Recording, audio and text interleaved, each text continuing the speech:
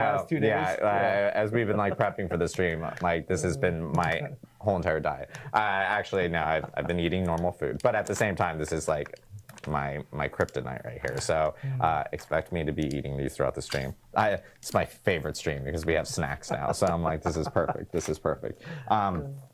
But one thing, again, we wanted to mention, which is the release date. And I think we have a release date map here. So yeah, as you guys can see, on October 7th in Irvine at 4 p.m. Pacific, or Pacific time, or California time, if you want to say it, is when the actual expansion is going to be launching. This is a global launch, so everyone is coming out at the same time. The world is round, so you can't get everyone in on October the most important 8th, one. My face so that's why there's some in so on yeah, October 4 p.m. 7th, but we wanted to make sure that we could time get as many people in on October 8th, and of course a little earlier on October 7th, but everyone's coming out at the exact same time. So looking forward to everyone jumping in. We do have an action-packed show today, a lot of stuff to cover. We are going to be hitting up on the patch 2.0 PTR changes first, is first up in the agenda. Because we have so many things to share, I will note this is our 20th live stream for Diablo 4 that we've ever done, which is really cool. And this is also our first time we're actually streaming on TikTok. We already stream on X, we stream on Twitch, and we stream on YouTube. So this is kind of a nice momentous occasion. But because of how much content we have and how many guests we have, we are going to say that we will have some small little breaks while we actually mic new people up, bring them into the studio, and then swap them out for other long things. stream. But we are going to be talking first about patch 2.0 PTR and the feedback that we actually received from players. And then separately, we're also going to be talking about Season 6, Season of Hatred Rising. And separately, we will finish off the show with all the Vessel of Hatred features and going into a little bit more of a deeper dive, something that you were talking about, Brent. So. Oh yeah, I can't wait. I mean, we have so many people coming in that we're having to pack them in rows. Yeah, so exactly. You're gonna see multiple levels of people in the studio. So we're gonna take a quick break while we get the first group in for our patch 2.0 PTR feedback overview. So we'll see you in a bit. Okay. So, well, while they are taking their break, we're still going to be doing something here. So what we're doing is we're just building up some other builds. I don't really like the damage to crowd controlled. Alright, so the glyphs that I wanted to play, I mean, I definitely want to play Headhunter. Let's see. It doesn't really matter the rotation because we're getting most of them anyways. So what's this? Non-fizz.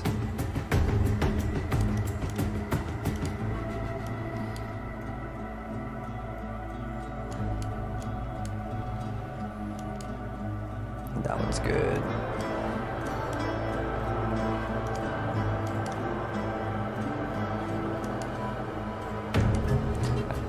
I wish sometimes this thing would work properly. Sometimes you gotta like zoom in and out in order to click on it. I'm not sure why it does that.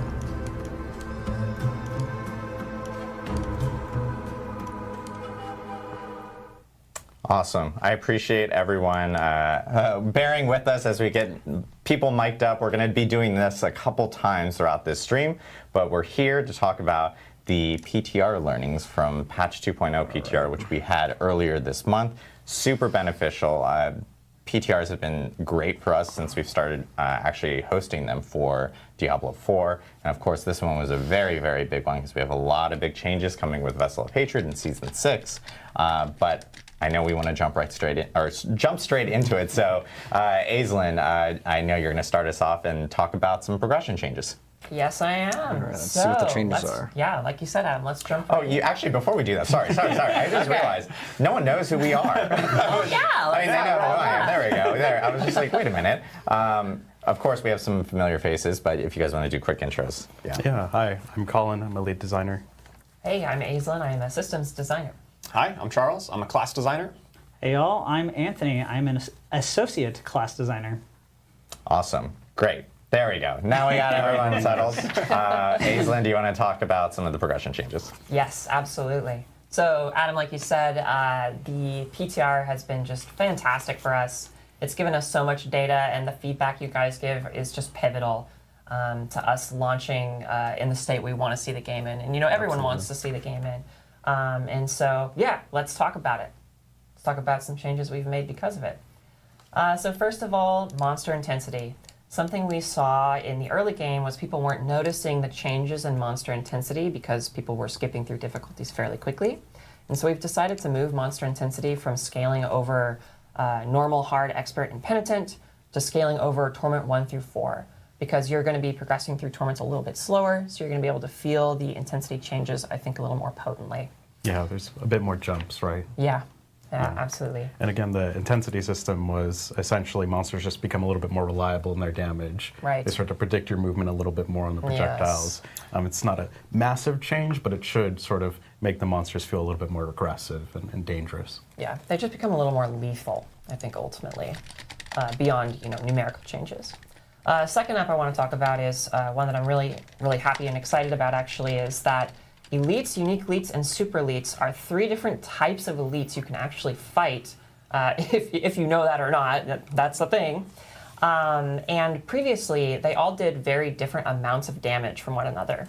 Like, for example, a super elite might deal actually 2 times the amount of damage of a normal elite. And what that was causing was when an elite spawned an affix, like lightning enchanted, or poison, or whatever, the super elites would do 2 times more damage with those affixes, but you didn't really have any way to tell, right? There was no way to tell if an affix was spawned by an elite or a super elite. And so kind of seemingly randomly, an affix might deal 2 times more damage to you out of nowhere. And so what we've done is we've normalized the damage that all of these different elite types actually deal, so that when you do see the affixes that they're spewing out, you can expect the damage you're going to receive. Like, how much it's going to hit you for. A lot more consistent. Way more consistent, way more predictable, which is really helpful for not getting randomly one shot. Our favorite loves those. Yeah. And then finally, on difficulty, we have some changes to standard difficulty tiers. We know some of you guys are looking for a challenge, so let's take a look at what a challenge looks like. All right, so we have a level 1 character here in Kiovashad going to the statue to change their difficulty. They got 200 Paragon what points are they on going to level change 1. it to? Well, before they could access normal, hard, and expert, but now they can access penitent at level 1. That's mode we only play. Yeah. Why would you play anything else? Yes. So you have to beat the base campaign on your account once, and then you can go into penitence, and let's see how that turns out for this person. Oh yeah, I'm sure it's just going an great. Helltide. Just a few a few too many demons. Just a couple few too many demons. Yeah. Mythic uniques. So, so you can do penitence at level 1 now. Okay, that's It's good. pretty hard, guys. So if you plan to go in at level 1, be prepared.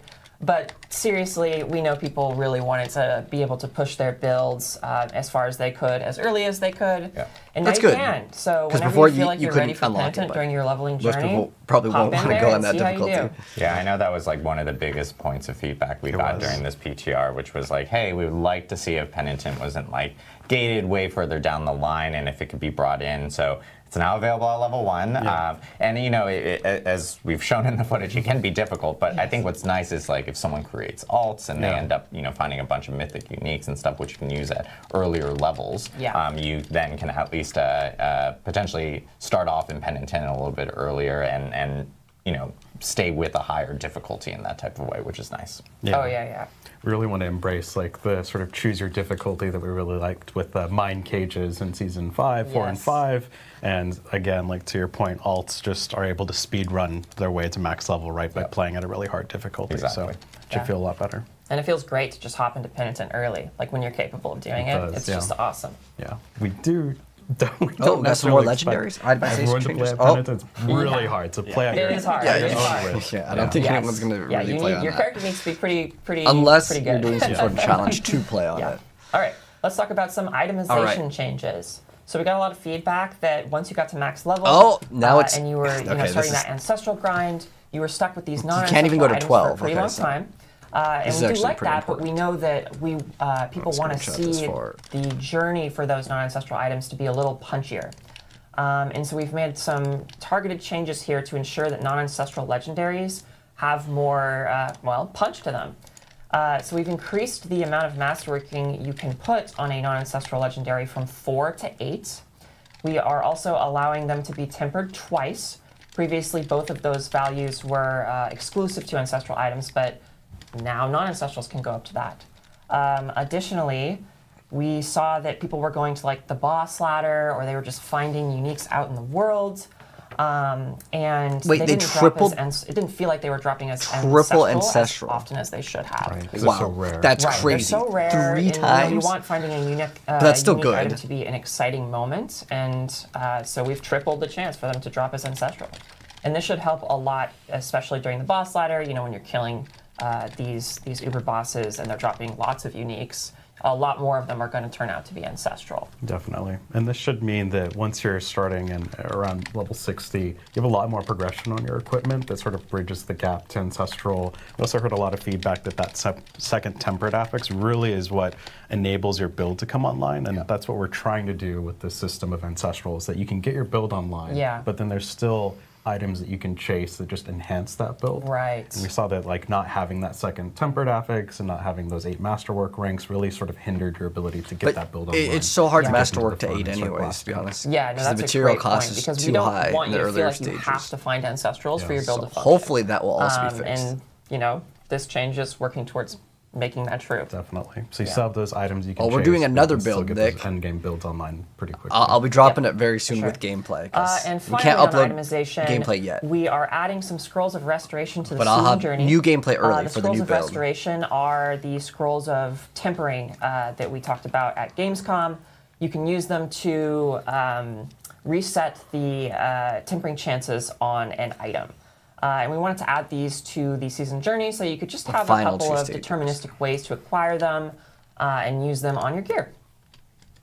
And this, of course, is not the only place you can earn these scroll of restorations. No, You no. know, Yeah, you these can are gonna earn be them super throughout rare. the world. There's a small drop chance, and we'll be actually talking about another way of earning them later on as well. Yeah. So Definitely. Yeah. So I think one thing that I'm excited about on the unique changes, if you equate greater affixes in Season 5 to Ancestral, Yeah. you're actually going to have a higher chance to get an Ancestral unique compared to getting a greater affix on a unique than live, right? So it means that uniques are really exciting. You might actually get like the Staff of Endless Rage, for example. Maybe you're not playing a Fireball Sork, but now you're like, oh, well, I have an Ancestral version of this That's unique. huge. Obviously, That's pretty good. Yeah, Yeah. so it Time to go really like Fireball. kind of gets you to experiment a little bit more, and we really like that aspect about those uniques sometimes being a lot more powerful. Yeah, no, we want that moment when you see a unique on the ground to be really fun and exciting, and seeing it drop as an ancestral with greater affixes is about as exciting as it gets for uniques.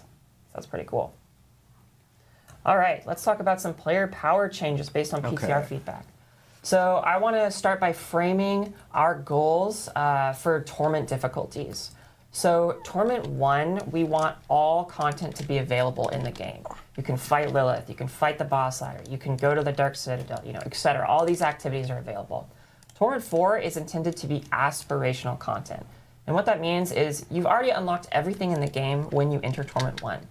But Torment 4 is like the essence of Diablo, like build crafting, where you're just pushing your character as far as you can go.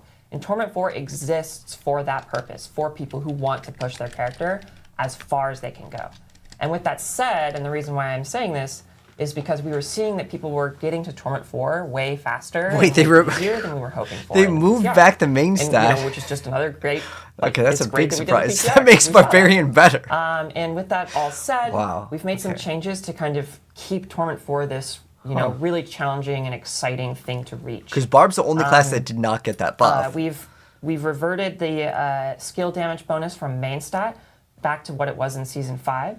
So we had actually doubled it in the PTR, but we found that was just giving players too much power. Too much. So we sent it back. And we also pulled back on Legendary Glyph power a bit. Oh, wait, additive Yeah, multiple we damage reduced the scaling on the glyphs significantly quite a bit reduced. because we found that it was really devaluing a lot of the aspect rolls or rolls on your gear. Like when you're Mega getting 2,000 nerf, additive man. damage from the glyph, it's Mega. really hard to actually feel anything on your gear through tempering or through those affix that are dropping. So essentially what we've done is pare that back, we've redistributed it, we'll cover that a little bit on like where we put some of that power, but overall we think this feels a lot better. Glyphs aren't just carrying like 80% of your power on a build, and it just feels a lot better so that it doesn't feel as sort of mandatory that I have to get all 5 glyphs and level them up to actually be pushing difficulty. Yeah. It's a lot more about what are You the don't- aspects you have. You what are the don't uniques need to you get have, your what are glyphs the up. nodes you're actually getting on the Paragon board. Yep. I think it feels a lot better. Yeah, and like I think one of the important things to I don't say know about about this that. is that I gotta test it's that really out. There's awesome to no get a way. tremendous I'll amount update of you guys power soon from on it, one but I can't source, talk but about it because there until are so many 2 more different days. sources of power in the game. If one source gives too much power, it makes the other sources feel kind of unimportant. Yeah. And that's not fun. So we want to make sure that every source of power in the game is contributing to your build in very meaningful ways. Yeah. And so this change is helping other sources of power feel really punchy. Definitely. Yeah. Awesome. I know tons of changes here with player power, tons of changes with like progression, including difficulty and itemization. Do we have anything else on progression? Or I think one thing I think that's really important to touch on is the torment goals here, right? Yeah. Because it's a definite fundamental shift from Season 5 in that you think about World Tier 3 into World Tier 4 and you're sort of racing to get to World Tier 4 as fast as possible because that's where all the best items can drop. Yeah. And we've sort of just changed that to Torment 1 is where all the best items can drop. It's where everything unlocks. But essentially Torment 2, 3, and 4 increase the odds of those things happening. So it's Right. just efficiency, right? Yep. We don't necessarily want to say you must get to Torment 4 to experience the game or to get the best drops in the game, Right. similar to World Tier 4 and Season 5. It's a very different feeling. So we're excited to see how that plays out, and we want to sort of see what you all think as well. Yeah, and just to reiterate, all of the content, all of the best gear can be found in Torment 1. So if that's where your build feels most comfortable farming, that's great. You can still achieve all your goals. That just means you have to max out grind character way there. harder. It just, you get a reward for pushing this harder difficulty by more efficiency. Yeah, and that's like what affords Torment 4 the means to, or like the space to be really hard. Definitely. Is because you don't have to get there, and so it can be really, really challenging. And some players really Torment love 1 that, through 3 and that's useless. awesome. I mean, that's pretty much facts, man. Awesome. If you don't get the highest drop rate, the next topic not- we want to it's talk not about efficient. is some of the big system changes that are actually coming with Vessel of Hatred, and also changes that we're applying post PTR from things that we actually learned. Colin, you want to walk us through and start us off with some of the Paragon stuff?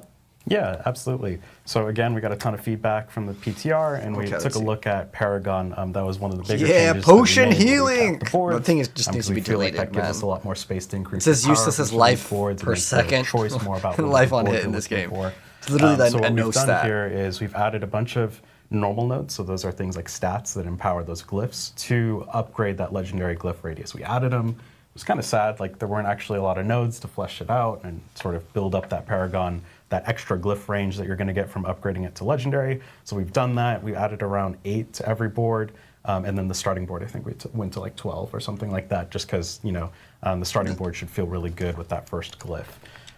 The next thing we've done is we've taken a look at a lot of the rare and magic nodes, and we've just made them generically more useful. So you think about like two-handed bludgeoning damage on the barbarian is like, okay, like I guess I can only benefit if I'm doing this one very specific thing. And we've just opened that up to say damage, right? That's going to scale everything across your character as opposed to like while you're doing this sort of obscure thing. Yep, blue and rare So items are we still think that feels a useless. lot better. We've also just sort of taken a look at what are the affixes we're giving, like fucking potion healing. I know you're all going to Good. be really sad. That's my favorite I stat. know you're all super sad to see You're that the only one. we've taken potion healing out, but we've just changed it to healing received. We've also just taken a look at things like damage reduction from dots and made it damage reduction. So it should be a lot more generically useful, and those boards should feel a lot more punchy and open-ended, which we really like. And that's sort of doubling down on the spirit of what we've done with Season 4 itemization, right? Just sort of taking back some of these conditional things that aren't necessarily adding a ton of value to your build identity, and just opening things up. And then the next thing we've done is we talked about redistributing some of the power on those glyphs, and we've taken a look at all of our nodes, all of magic and rare nodes, and we've just buffed all of them. So we've doubled all the additive bonuses on rare and magic nodes. We've increased the damage reduction values by about 1.5x, so they should feel a lot more chunky. What I think is As interesting you're is they journeying nerfed through all Paragon, the glyphs, right, but then it they should feel also like you have more buffed the options Paragon than to just board by bum rush double. every glyph socket and every legendary. It's like they just There moved should the be some power. pretty punchy damage It sources generally that doesn't you make can sense. get, damage reduction sources you can get. We've also done things like all the resistance nodes you have on the Paragon board actually give max resistance as well now, so it's pretty powerful. Yeah. We've done a lot of changes there. So this is one of the first steps we're taking to really improve the Paragon system with the new sort of philosophy of like, we want you to pick what boards you want, and we expect to be updating more in the future. Oh yeah, absolutely. And I think that this harkens back to what we were just saying, which is that, you know, it's really fun for all of your sources of power to be meaningful. And so we're basically just taking like the tons and tons of power that was in glyphs and kind of slightly redistributing it to Paragon. So Definitely. going through your Paragon board is just more interesting and fun. Definitely. Cool. Next up, we got, I think, Infernal Hordes. Yes. Yeah, so if you remember, Infernal Hordes was under construction during the PTR as we were fitting in, like, how does this going to work with the greater equipment chest, turning into ancestral items. And there are three things that we really wanted to tackle as a part of this release, right? Infernal Hordes is an eternal game mode, so we wanted to take the learnings we got from Season 5 and apply it to this next update. So one of the things we saw was that loot was just dominating the reward so the landscape council here. boss always Like drops. getting That's 200 good. legendaries from one source of activity is cool for Season 5, and it's the brand new activity for Season 5. That's awesome. But we wanted to just readjust it, refit it back in. We still have the Codex of Power that lets you store all these legendary powers, so we felt like we wanted to take more of a quality over quantity approach here. And one of the things that was sort of frustrating about that quality miss was that you didn't really have a way to reliably target those unique items that were coming out of Infernal Hordes. If you think about it, you had to open a chest and just hope that you were going to get one of the unique items out of this chest. And that sort of led to a frustrating and tedious reward flow where you're just constantly opening up these 28th of chests over and over and over. I know I've spent, probably more time opening the material chest than actually. I mean, I think that's everyone's favorite pastime of just like running around the material chest. With Like, the cooldown on the chest, like, oh my god, just give me my fucking shit. So it takes forever. So we've taken a look at, how we're going to actually deliver these keys. We've taken them out of the crafting system, but they're not too rare. They're just uncommonly found throughout the world. We want this to be like an oh shit moment when the key drops, just because you're going to get a ton of XP from killing the hordes. You're going to get a ton of materials and a ton of items as well. So we think that will make the keys feel a lot more interesting, and it's not going to bloat your inventory as much, and you really want to use them when you get them. So the next part here is, if we could go back to the slide, if we could go to Infernal Hordes. Infernal Hordes. There we go. The council boss, no matter what, as long as you kill that council, they're going to drop dungeon boss loot, which is going to be legendaries, crafting materials, gold, etc., on top of the Infernal Horde unique items, and that's going to scale with Torment. So guaranteed, every single time you kill that council, you are going to get unique items that are specific to Infernal Hordes. That's great because those Infernal Horde uniques are pretty sick. Definitely. So no more waiting at But the no, chest to buff get the that crown drop. of Lucius. It's going to happen, and it feels a lot more like the boss ladder, where it's like, okay, I want to get Infernal Horde unique items. I'm going to be able to reliably get those and get a pull at the sort of slot machine there. And then the next thing here is we've updated the chests. So the chests of greater equipment are going to drop those scrolls of restoration or retempering. Oh, okay, so So that's you're what- going to be able to get them okay. reliably from the Infernal Hordes, not just the Dark Citadel. And that should feel pretty meaty and good. And then we've also guaranteed some amount of ancestral items from that greater equipment chest. And ancestral items are very much more coveted than just greater affix items. So that should feel pretty meaty. And then the chest of materials is now just going to convert all your Aether into materials. You don't have to like constantly open the chest. Just click on it once and it uses everything. Turn it into a bunch of masterworking materials, gems. It should feel a lot more snappy and less time looting, more changes. time playing. And the gold chest is the same. Yeah, because it just gives you punch. Next up, I know we have the reward stuff. We kind of spoiled it earlier. But So So we can just skip this because everyone's already seen it. yeah. So rewards, this is just a bunch of miscellaneous tuning and making the game feel better and more rewarding. Right? So we've significantly increased the ancestral drop rate from Nightmare Dungeons and Whispers. Thank you to the person who ran 1,000 Nightmare Dungeons. On Reddit. Yeah, Oh my God, yeah. Definitely fixed the problem there, and that should feel a lot more rewarding. We've also added just experience to the Nightmare Dungeon Oh, completion. that's really which just good. feels better as we Non-legendary go. items are Paragon, also auto while you're leveling salvaged. up, So it's like a blue pretty good items hit of shouldn't XP. drop anymore, right? And we've also done miscellaneous buffs to just miscellaneous things. So Hellborn will drop loot. Butcher is going to drop a guaranteed axe, I believe. That's Butcher's good. Axe. The world boss, treasure goblins, those are all going to drop a lot better loot. It's also going to scale with The torment, Butcher's which axe feels is good. actually not Yeah, I even mean, that it bad. makes It's kind of sense for underrated. these, like, I guess the Hellborn's not exactly a random encounter, and just the world boss, but like the Butcher and the Treasure Goblin, these like big meaty encounters, like it makes sense for like these to occur, and you're like, give me like good loot because this is uncommon. This doesn't happen that frequently. I want it to be amazing. It's an exciting moment, and the loot should reflect that. Yeah. I love that loot explosion. You know? Yeah. yeah. Well, he said he loved the loot explosion, but I they think he's deleted fighting a it Treasure Goblin at, like, in the level game. 5. What? Yeah. And just chasing it around using your like basic attack. Yeah, and it guarantees The tormented drops, bosses do legendary not have what level you are. pinatas So anymore, yeah. unless they're pretty good. going to announce another change the next here. thing here is we really love how players, or how you all have sort of embraced the Stronghold experience bonus. We've actually just done that across the game, so campaign Okay. feels really good in terms of experience granted. 1.25 side quests levels. should feel really good, especially in Per. the Hunt 2. Remember, but what we level saw 60 is with, max now. The So, Stronghold experience and like the 10 PTR levels is in that total? 2 levels felt a little bit aggressive and like sort of forced Nah, you to do dude, I would things just over and keep over it. and Yeah. over. We've just pared that back down to 1.25 levels, which is still really meaty. Like you're getting an entire level from doing these. Oh, yeah. It's really fulfilling what we had hoped Strongholds were going to provide, which is an alternative means to level. If you want to ride around the open world and do a bunch of Strongholds, that's absolutely a viable But you can way only to do them, level up like, now. once, We think right? that like all the quest content in general just feels a lot better because they're a lot more generous there. The other change I'll note here is that a bulk of that experience is going to be from killing the boss, and it's a first-time reward.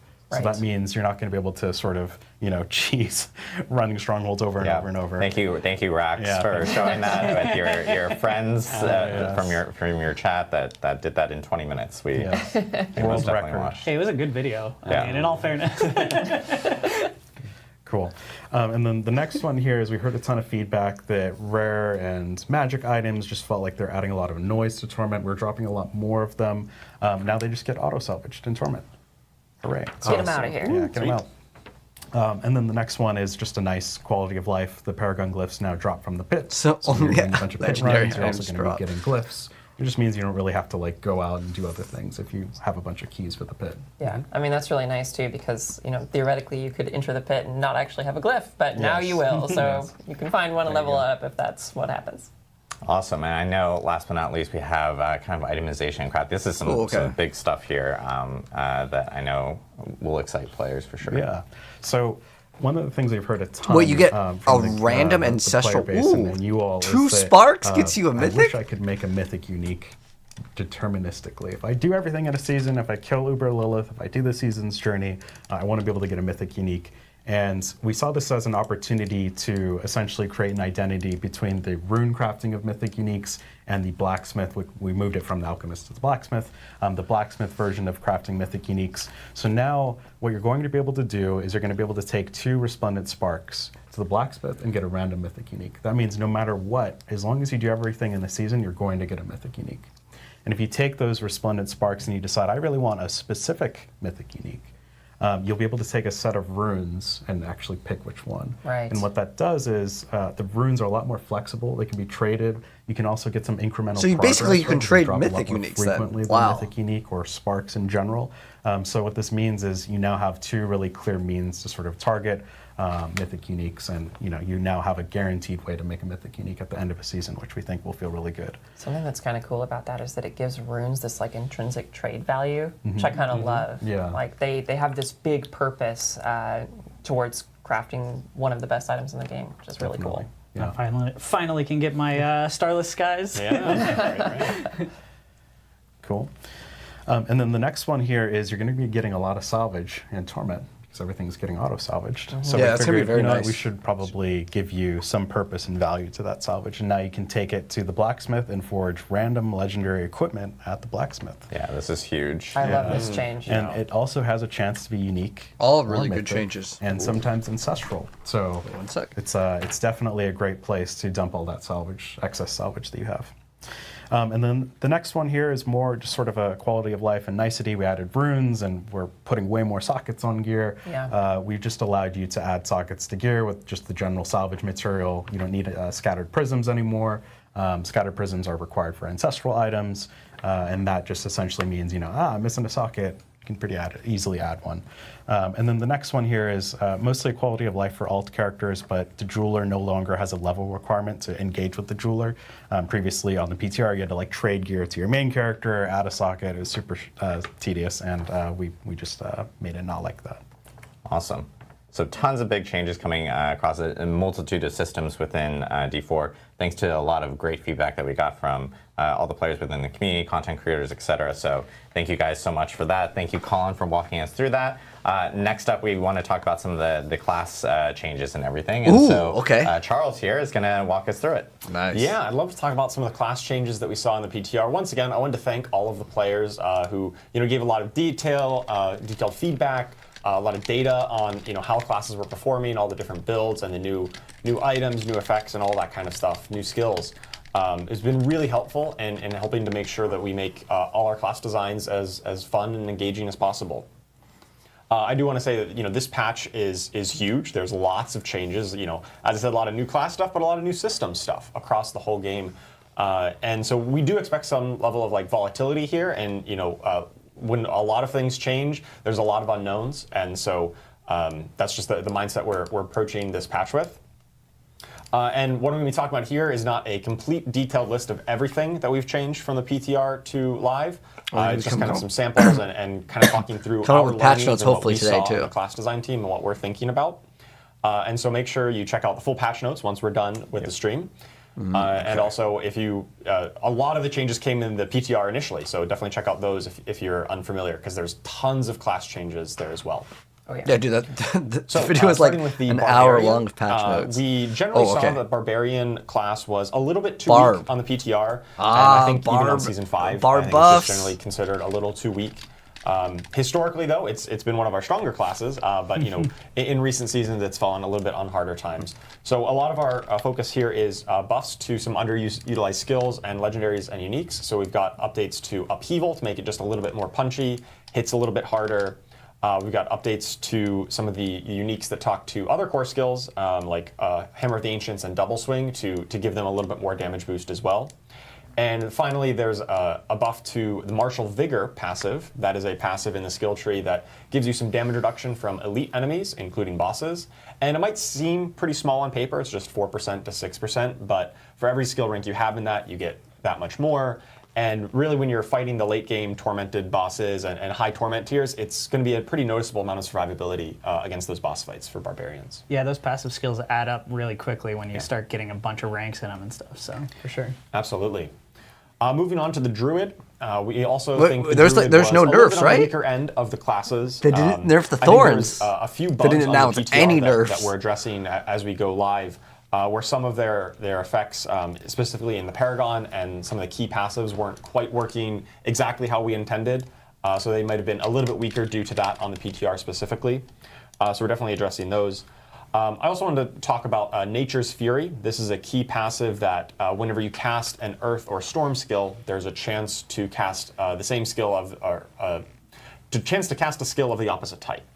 And this was causing some unintended interactions with one of the unique items, the Earthbreaker ring, that ended up proccing or triggering Nature's Fury way more often than we intended. Rip That's Druid, because Druid we have nerf. this concept of casts, where you actually need to press the button and then, hey, you did one cast.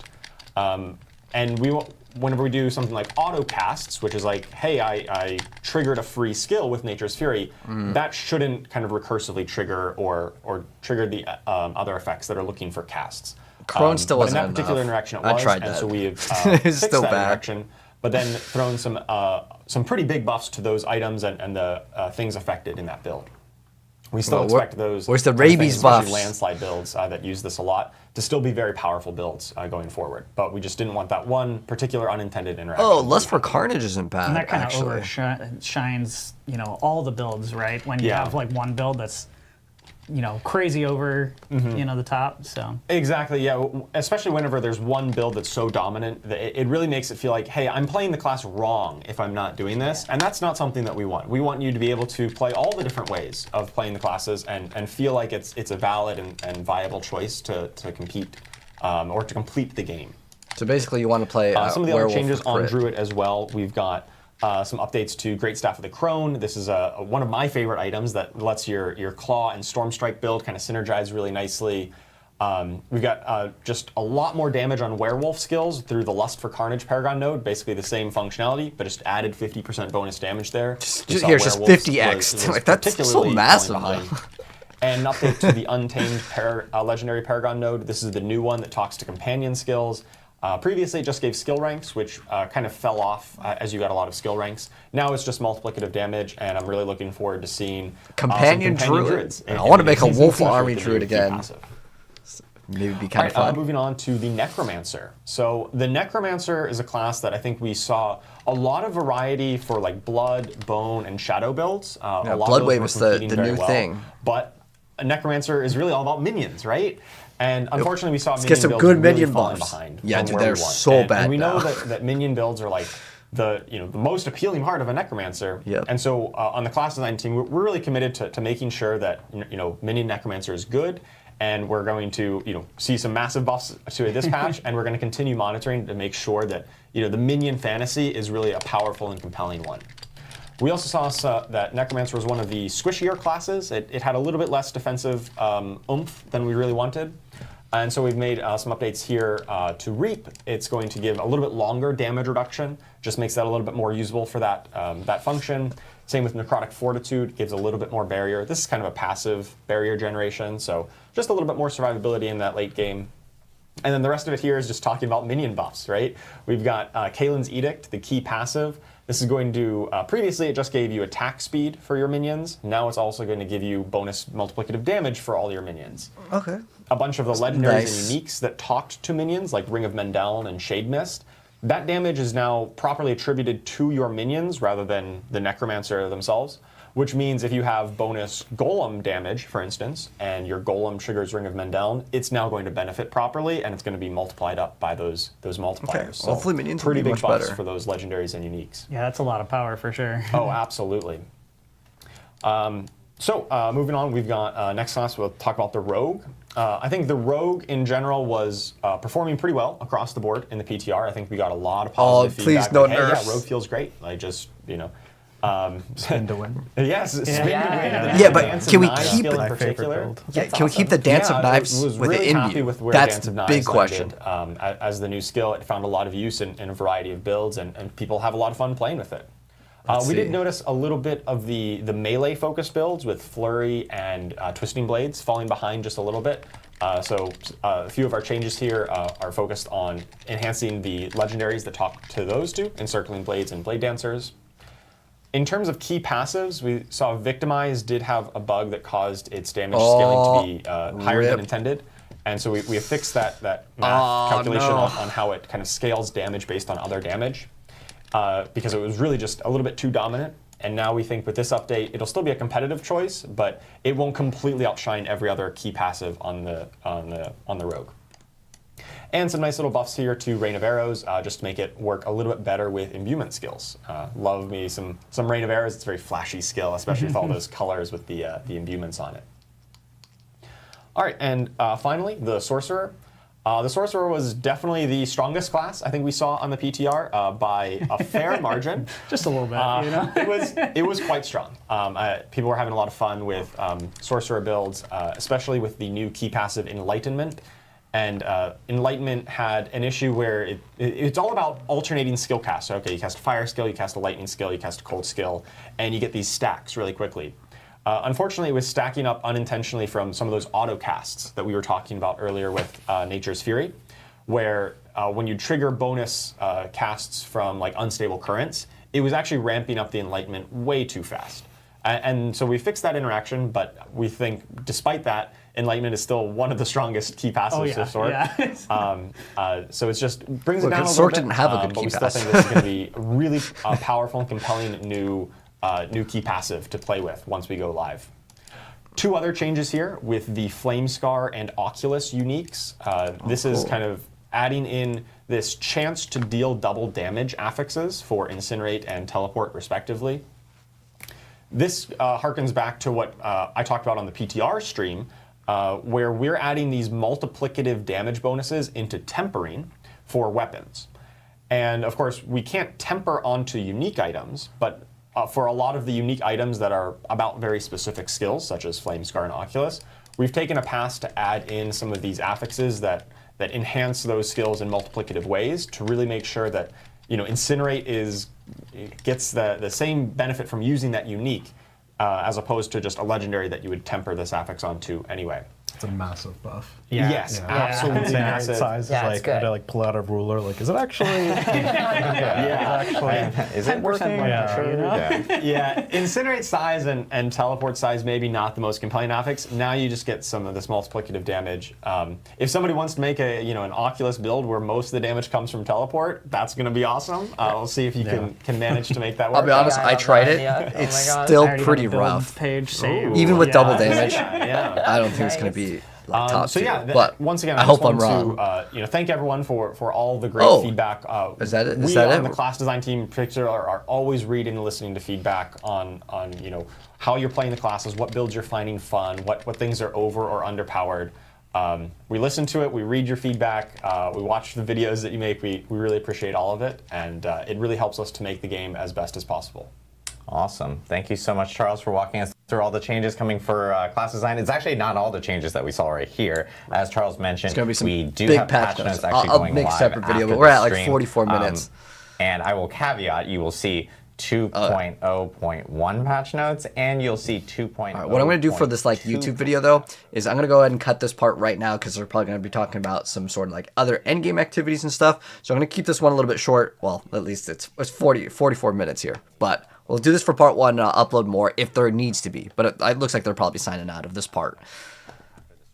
Dig through all the class changes that we didn't cover and all the ins and outs of it between now and what we had for PTR. So, 'Cause I think they're gonna show off more last but stuff. not least, we have Rune words.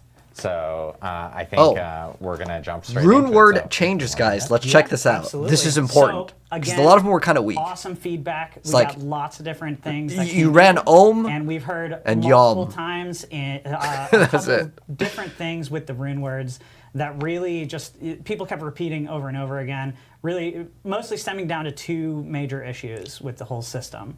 And so previously, we had on the PTR. Okay.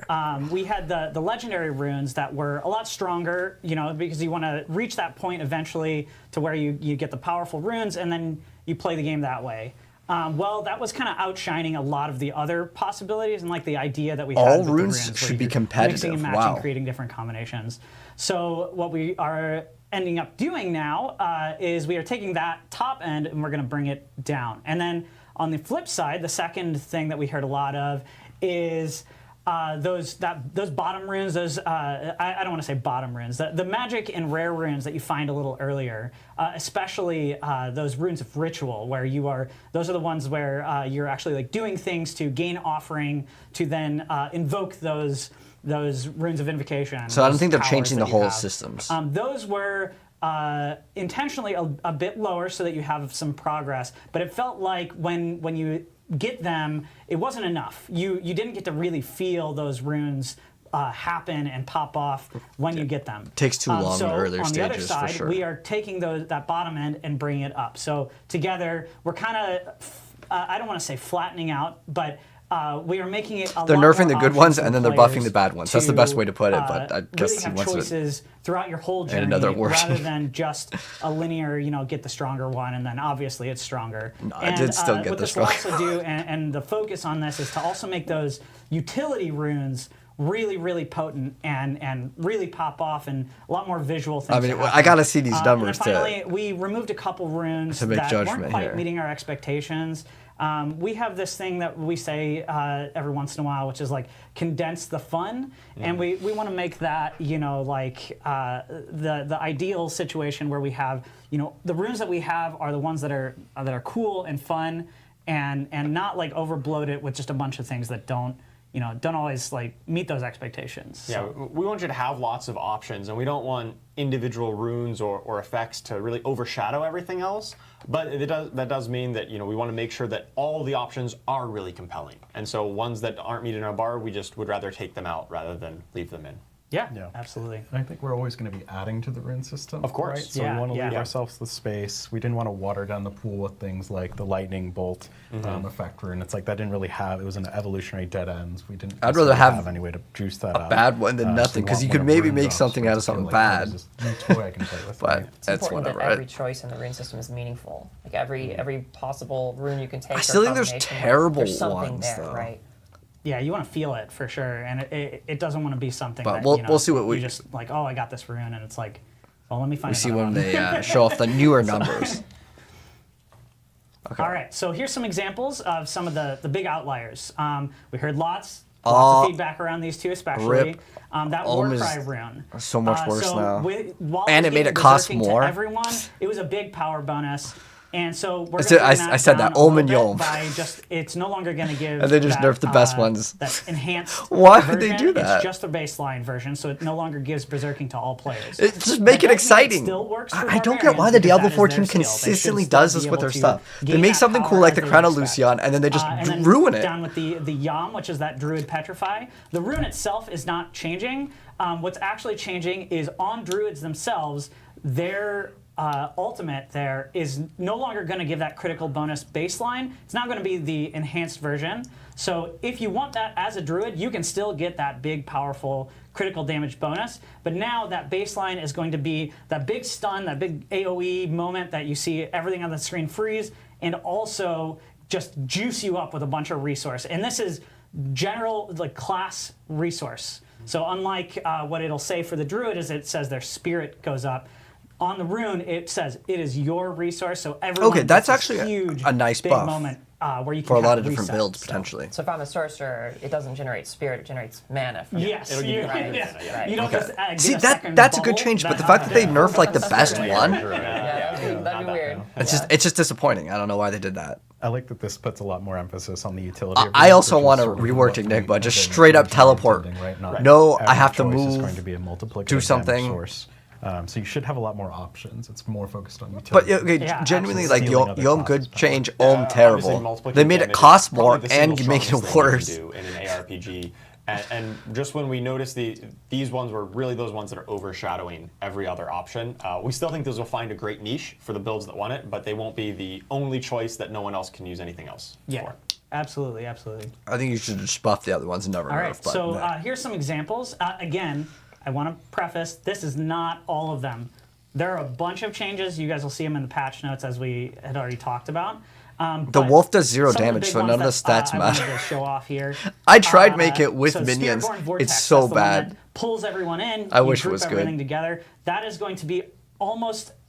You're going to be able to get that off almost twice as often as it was before. Well, it's because you made so it half you're- the cost, so that's Combine good. that in with something that has some grindy damage in the middle, and you're going to be just having this pop off all the time, as well as so we call them sub powers. Those are things like the sorcerer meteorites or like the barbarian but earthquakes. like 5 times Those damage. things that happen based on other things, but they create like another Maybe you can make a power that meteor comes out. sword now. We are juicing those up a lot more. So these should be some of the most powerful versions of these sub-powers in the game from these runes. And as you can see here, meteorites is jumping up a whole bunch, as well as the offering cost is going down. So you're going to be able to summon a lot more of these as well. 210%. And then one of the increase. other things I saw feedback was around the Se rune. I don't know exactly how to say it. And did myself. he watch I'll my ask you even my about that Necromancer after this. Spirit Wolf But, build? 'Cause that thing was when so you summon fast. Spirit Wolves,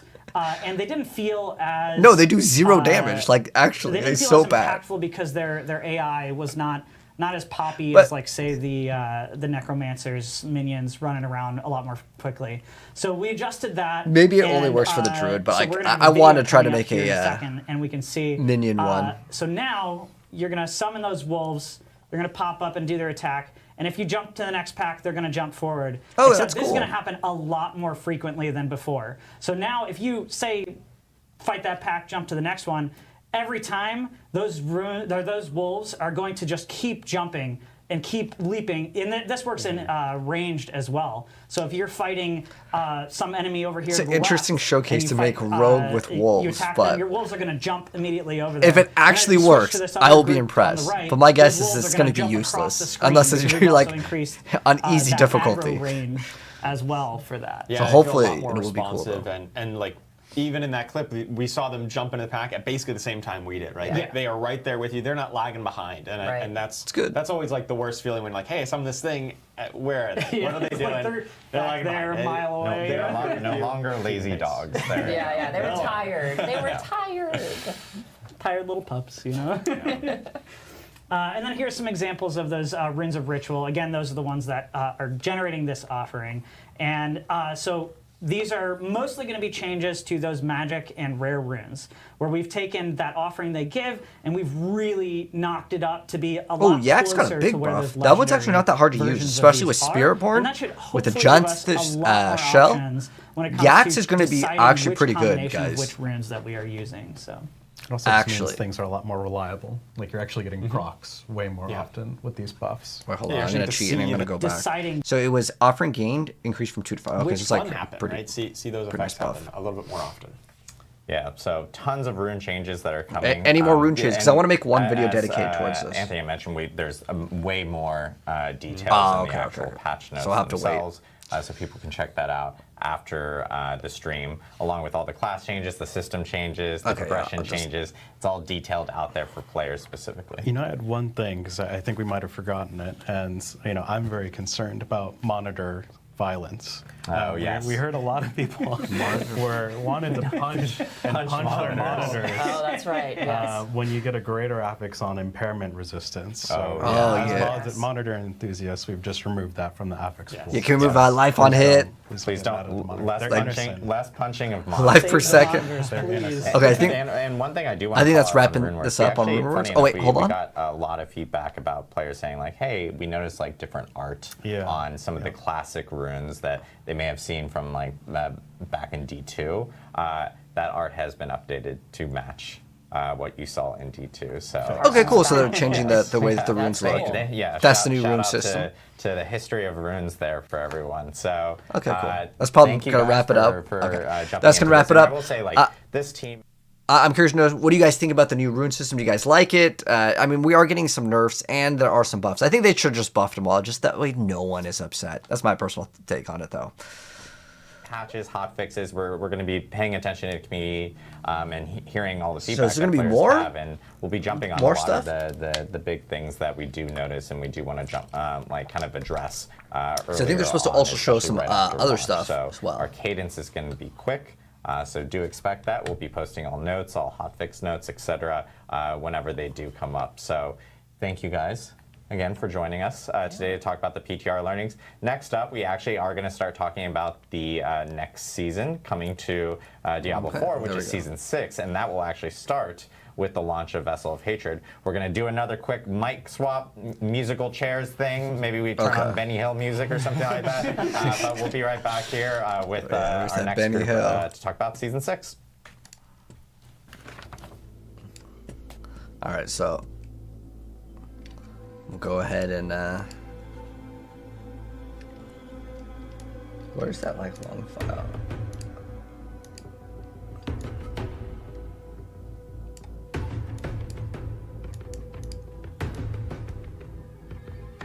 All right, this is the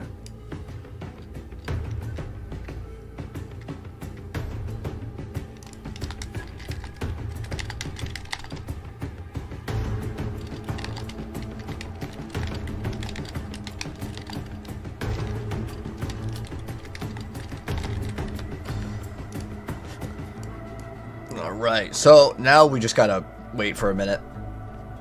While they're waiting, we could go work on that Spiritborn build.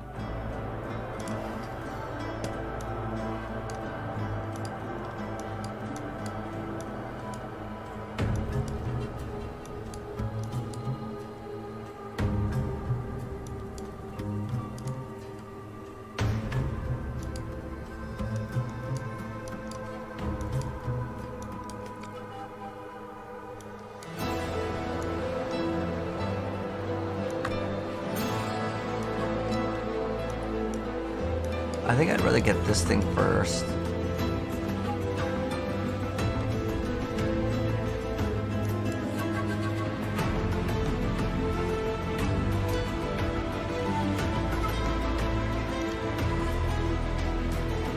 Well, let me click on it. Alright, there we go.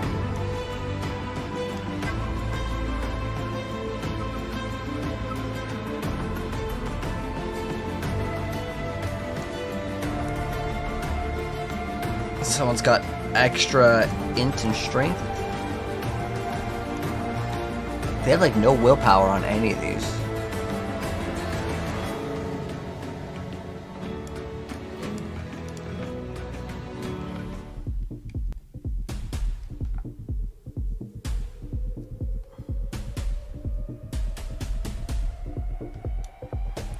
Like I was doing a dance. All right, I'll be right back. Since we're waiting for the next thing, I'm just gonna take a quick piss. I'll be right back.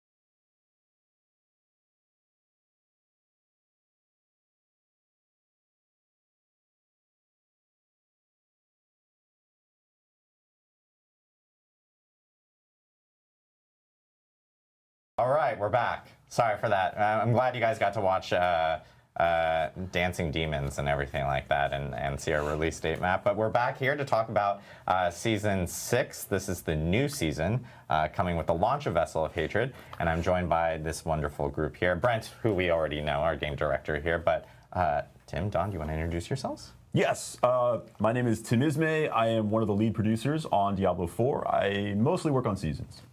I'm Don Adams. I'm the lead season designer for Season 6, the Season of Hatred Rising. Oh, we back. Also known as content supervisor. Also known as content supervisor. From time to time. All right, so these are the new, new Awesome. season, So, right? As Don just mentioned here, Season 6 is Season of Hatred Rising. Tim, do you want to explain to us? All right, let's get started, guys. Season 6 announcements. Yeah, so when we started off with this, we really knew we wanted to make sure that we were launching a brand new season right alongside the Vessel of Hatred. We wanted that to be J&J. So like continuity was really important to us. And so the idea that the hatred of Mephisto and Nahantu is spilling out into the rest of Sanctuary was kind of the anchor that we're holding on to, and we started talking about what that would mean to make a whole season around that. Awesome. And I know with kind of like what players hearing Hatred Rising, they're hearing about, you know, Mephisto and his hatred potentially leaking out into Nahantu, maybe the rest of Sanctuary. Like, what can players expect with this actual season? Yeah, so a lot of actually what is going to be the core of Season 6 and the Season 6 experience, players have already gotten exposed to. So anybody who's playing on the PTR has been reading about the changes we put up there. Fundamental to the release of Vessel of Hatred, Season 6 brings big changes where every single class is going to gain access to new skill points. They're going to gain new skills. Oh yeah, across all we the know classes. about this. They're going to gain more Wait, Paragon skills? points, More than new one? legendary Because that's Paragon news to glyphs. me, because it's a These new are all one changes skill. that are being I'm added to pretty the sure it's just base one, of the though. game, meaning you do not need to have Vessel of Hatred to gain access to these. You also will still have access to these after Season 6. These are permanent changes to the game. On top of that, we got the standard new legendary aspects. We have new unique items and new mythic items. Crazy powerful mythic items. I know, it's the plus are going to 27 to unlock skills. just It's new busted. levels of power that were I not really wanna possible see before it. in the game. Now, to go along with this power, we will be adding these new difficulty levels that, again, we saw on PTR. So you have the ability to challenge these new levels of power. I want to say that it's all going to even out well. Honestly, despite the tireless efforts of our designers, just constant trying to get that balance just right based on all the feedback that comes in, I know that maybe it'll be out for a day before someone's posting a video and saying, oh, look at this, I do 1 trillion damage. And it'll go all over the internet. Like, I've never seen numbers this big. And that's, yeah.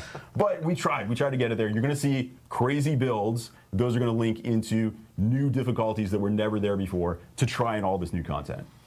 Yeah, awesome. Yeah, I know all these things that players got to experience a little bit in PTR. They got to see it. They got to check it out early. But of course, there is more kind of associated with this specific season. So, Don, do you want to talk a little bit more about what players can also see beyond what Tim kind of walked through?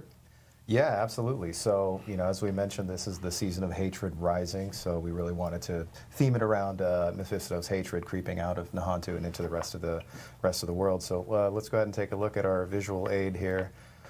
Beautiful. I was promised documents. I was promised that this would be turned into real art when I sent this over. I didn't think we'd be showing this, but hopefully this will all make sense by the end of the presentation. Just for now, just take it in. There you go. Yeah, everyone loves designer art. It's core So these are to gems all and our legendaries. live streams that we do. Art by Don Adams here. So. It's a Rift Walker. You go in Portal, kill monsters, get really much more to say. But let's go on and go ahead to the next slide. That's amazing art. Some Okay. real art to get you ready for the season here. This is, of course, amazing key art from Dave Raposa. I just love kicking that demon in the face. That's Wait, is that makes me happy new every time I see armor it. right there? That looks like Let's a go ahead and, Amazon move like on to the armor. next slide, and I'll get into some. you guys see actual that on the details bottom? about Like a how this D2 stuff one. shows up in the world, what you're going to be looking for when you're hunting these guys down. All right. So you're going to see these hatred rising zone events that cycle frequently throughout the world. When these are up, everything in that area is going to be corrupted by hatred. You're going to be seeing environmental changes, lighting changes. The monsters will actually have, kind of hatred gummy goop on them. You can be ambushed from portals randomly. And really all this is just setting the stage for the Realm Walker. So you'll have a separate event icon that'll let you know when the Realm Walker is going to be up. It's a world event, so it'll be in that list on the map with other like world bosses and Legion events and stuff. And we have some video here to kind of show you what it looks like. Actually, I think we have another slide about the Realm Walker first, sorry. Yeah, so this is what he looks like in game. He's awesome. These are just big, hulking kind of monstrosities stomping around, just spreading Mephisto's hatred. They summon in monsters from a plane of hell through this portal on their back. And a lot of the monsters they summon, most of them are actually new monsters from Vessel of Hatred of the Hollows family, which are super cool and gross. So I think now we can take a look at what it actually looks like in game. So here's some players waiting for him to spawn. He starts burrowed like that, and you can kind of click the portal to summon some stuff. All right, so this is new Season 6 gameplay. Warmed up here. I just love these enemies. I think they're so cool, the Hollows. Cool. I think this is our first look at this first season, like 6 gameplay with the new mechanic, right? New with this event. Wait, I think he's running Hellhammer. Lean into the so I can see fantasy the of this giant stuff on the thing just, ground. like, stomping around. So it's actually a walking world event. He has several different paths you can take throughout each area. He walks through the zone, and as he walks, he just. It'd be leaves cool this, if you could leap with chaos Barbarian behind and him you could as jump he's in the summoning portal. tons That of would be hollows, actually really and, cool. if you get in front of him, he just punts you out of the way and keeps going. You actually can't even damage him directly in this phase, but if you kill enough of the adds that he's spawning, it'll create these bloodbound guardians. Killing these will shave some of the HP off of the Realm Walker. So When he reaches the end of his path and you can actually fight him, you'll have less HP to burn through. So this is a nice way to incentivize actually participating, sticking around for all this chaos. Obviously, lots of XP and whatnot from the mobs as well. So this is the event that he kicks off when he actually gets to his destination. When you interrupt this ritual by destroying all of these destructible hatred spires, that's when you'll actually be able to fight him directly. And I think we're going to see that here very quickly. This is a really cool encounter. There's just lots of, he has a big smashy attacks. He sprays a lot of damage everywhere. Okay, so they've taken him down. And when he dies, okay, so this is on Torment 1, which is important. Back drops down and stays open. And there's only really one thing to do with a weird portal. Oh, yo, Bloodshed was in the party. You go in the portal. That's your option. So that's what portals are made for. Successfully killing the Realm Walker, taking down this massive demon, finally grants you your reward of more demons. So you're going to go into the Seething Realm. This is part of the Mephisto's area of hell. So you are going to have to continue fighting in here. It is not a barren landscape, but the demons you fight in here comparatively, if you were strong enough to take down a Realm Walker, don't be too worried. I think you're going to be able to manage the demons inside of the Seething Realm as well. This dungeon is a little bit more of a reward dungeon. So once you get in here, you're fighting your way through to get specific buffs at the end of it. So if we want, we can jump into the video. Oh, here. nice. Let's go. Section. And this part, you're just kind of mowing First through gameplay of the Seething Realm. You're really just looking for a specific gate here. There's a portal that you're going to be activating and making an important choice there about which section of the Seething Realm you go into. Here it is. This is the gate here. So you're going to click on this. You now have options. Based on a few consumables that you can put in, you can go into sections that are more focused on equipment bonus, a gold bonus. You can get a choose what you want. bonus. You can get more endgame items with like compasses and boss materials. So it you're costs gonna pick something to one go of in. these and decide that's the section I want to go into. You're going to get some drops similar to that in this section of the dungeon. But more importantly, this is going to set you up for the type of buff you want to get at the end of the dungeon. So again, this is not an empty area. You are going to have to fight through it. You're going to encounter more hollows in here, some more elites. All of this leading up to a chest. So you at the kill end. him, it Here's opens your up a reward. portal, So finally you just and then you click on fight this, like a dungeon. get your reward. Just kidding. Yeah, of course it's a cursed event. Of course. You're going to have to fight. Is there a many boss more at the end too? demons. Nothing's free in hell. This is just how you got to do it. So you fight your way through some more elites. But don't worry, I believe in you. You can get through this. If you kill the last guy, there's one more there? Take him down. Come on, you can get it. All right. So he goes down. Now you get your prizes. You're going to open these chests. There's a variety of loot that you get. Rewards. One It's the most important that you're looking for in here, which is going to be a seething opal. So these little, there they are, little seething opals. They got a little seasonal marker on them. This is special. So this is season. Okay. So when you get these, you're going to take a look here. This is going to be a buff you get based on the one that you chose. There are some fundamentals you always get. So seething opal always gives you XP. a 15% bonus to experience. This is especially cool because it stacks with elixirs. You can have an elixir and a seething opal active at the same time. That's a huge bonus. On top of that, any seething opal that you use is going to allow you to now get reputation with the remnants of the Zakaru. Don will talk about that more in just a second, but that's going to be the reputation track for Season 6. And then beyond that, you will get a bonus depending on which portal you went through, which section of the Seething Realm you decided to go into. Okay, so these are all of them. All of the rewards. If you want to snapshot this, anybody who's screenshotting there's some of the gold, bonuses equipment, herbs, crafting materials. You're getting maybe more items, maybe more gold, more socketables. So these bonuses are going to occur while fighting anything while having this buff active. So I'm guessing that would be what, gems and runes? Maybe I wanted more items to be dropping. When you kill monsters, there's a chance that they're going to drop a cache that is going to give you some additional loot. And if you're playing content in, let's say, further in the end game, that monsters don't traditionally drop loot, not to worry, we've adjusted that as well. If you play through the pit, as an example, boss summoning we have items, added an additional drop and at the runes. end of the pit, again, that procs based on which seething opal that you chose. There are a couple up here at the end. The socketable one I should mention. That one is special to, you do have to have Vessel of Hatred for that one. This one is more for people that are trying to get more runes. So obviously wait, so you need to have people can Vessel still of get Hatred to these runes, so that's even what's gonna without make this, Vessel of valuable. Hatred? Because that one says Vessel of That's Hatred cool to item. also see like boss summoning items on here. Infernal compasses as well. Infernal compasses themselves are going to be very valuable because it's as Colin was mentioning before. They're like we saw what you can end up getting in Infernal Hordes and everything like that.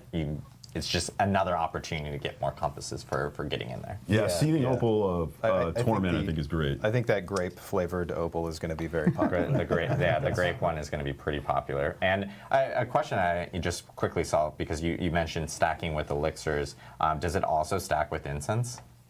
Yeah, it will stack with incense. There you go. So that's a triple stack of So you XP have right there. 3 incenses, you have your elixir, That's awesome. and then you So have your opal. obviously, So that's like, 5. we're seeing the rewards here. And the one thing that you season had mentioned earned, that's was 6. The Zachroom Remnants. That's Like, pretty crazy. What, Don, can you talk to us a little bit about kind of what that progression track is going to be?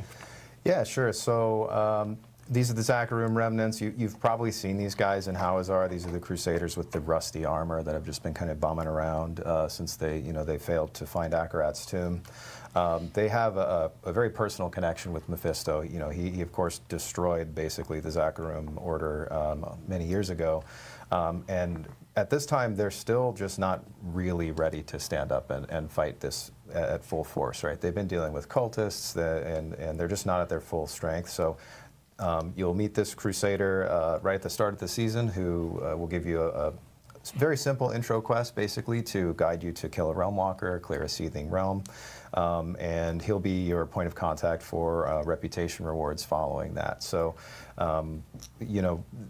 basically, we built this in a way that, with the opals giving rep for all sorts of different activities, the idea is that you can, go and kind of do whatever you want to do, as long as you're checking in periodically with the Realm Walker. You just get the and keeping a stack of rewards, these opals on hand. It's very open-ended how you want to. But as far as we've seen, there's no power, Yeah, right? it is always nice to see. There's no seasonal power. Anywhere that new demons occur in the world, there is always some faction out there that's trying to take care of them and would appreciate your help. So the Zachroom here, they've had a rough go of it, but if you can help them out, I think that we can handle this problem. They're not at their best right now. Yeah. One of the things that I really like about the way we've looked at this whole package is that not only have we done a bunch of diligence in making sure that the story is taking part in all of Sanctuary, we're touching on some really cool lore stuff that has existed for a long period of time, but we're also leaning into a theme of giving the players more control over the experience. And so whether it's the choice of reward or being able to stack these rewards to get specific outcomes, you're going to see that not only in the season, so everybody's going to get access to this in the season, but we have that theme also creeping into some of the stuff you'll see with the Vessel of Hatred content in just a few minutes. Yeah. Cool. Yeah, so hopefully the hieroglyphs that we saw at the beginning, hopefully this makes sense now, right? Yeah. So you kill the Realm Walker to get the portal, you do the portal to get the opals, and then you go do the MS Paint sort of shapes of all the other activities that are in the game. You can also just chain run the Realm Walker if you'd like as well. He's up very often, and I expect people will kind of go back and forth on how often they're I'm sure interacting some with them. website like Mobilist will have a little timer update too. If you hate Realm Walkers and you're like, I just want to kill Realm Walkers all day, you can. But what I love about the season is exactly that. You can get the opal. It's a great buff, and now go play other content, including the new content that's coming out. So for non-seasonal, you can't engage with this. Got a lot of To options answer your there, so you question. don't have to just play the seasonal content. You can go play this other stuff while still having the buff. Including the Vessel of Hatred campaign, which is kind of a first, right? You'll need to have completed the base campaign, but you can play the Vessel of Hatred campaign alongside the Season 6 content, which is pretty cool. Yeah, so huge for people that have base game or Vessel of Hatred can partake in the content for this season. Don, Tim, thank you guys for walking us through. Okay, cool. All the season of It's pretty, Hatred fast, and it Rising was- content that's coming with the Hatred launch of Rising, Vessel of that's the Hatred. name This of it. is starting right at the beginning, right when Vessel of Hatred actually. That's so comes cool. It out, comes out the which is same on, exact day. again, It's just October so much 7th content. at 4 p.m. For some Pacific. people. 4 Yeah. p.m. Pacific time, which is it's for everyone because it is one global release. So Right, yeah, so It'll be the 7th for me. yeah. 7th for us here in California, but for other Wait, what? people, if No, you- 4 p.m. in California. What it'll end up being. 7 p.m. is New we'll York. feature more at during our Q&A at the end. But we are actually going to jump into some of the Vessel of Hatred features next. We're going to do another musical chairs, Benny Hill style. Awesome. Swap out some mics and everything. Okay, so they're just going to swap the mics. But what do you guys think about the seasonal mechanic? For me, it's very like mediocre. There's not like brain activity going into like what you're trying to do. Like, you know, in Path of Exile, you got to set this up. You have to move these things. I like that idea of like moving things. It might just be because like they want Diablo to be more of an entry casual action RPG, which is totally fine. However, I want a seasonal power. I want a season 2. Like I want to tinker around with stuff. That was the one season I felt like that was actually like pretty cool. You know, I would even take the Seneschal, add the Seneschal back in, but now I don't think we're really getting a seasonal power. Like, we get more rewards, more, like, XP and drops, but, like, if you want to play on Eternal, heck, you could just play on Eternal. Your character is exactly as powerful. You can still get all the rune wards. All the other things are going to still be in there. The Mercenaries should be there as well. Those aren't seasonal, but anyways, what do you guys think of the seasonal thing? You guys can let me know. I think it looks kind of cool, but I think I'll get over it within, like, an hour of gameplay. But still excited about the whole entirety of the launch, but let me know your thoughts. All right, so now we're going to wait for them to do something. I actually just got a package from Blizzard. I'll probably make a vid and open it later. It's just that, like, there's, like, this, like, thing that we have to read first. It's just say, like, oh, it's sponsored by Blizzard. But we're waiting for them to... The urn? Well, I mean, like, the urn thing doesn't really do anything, though, right?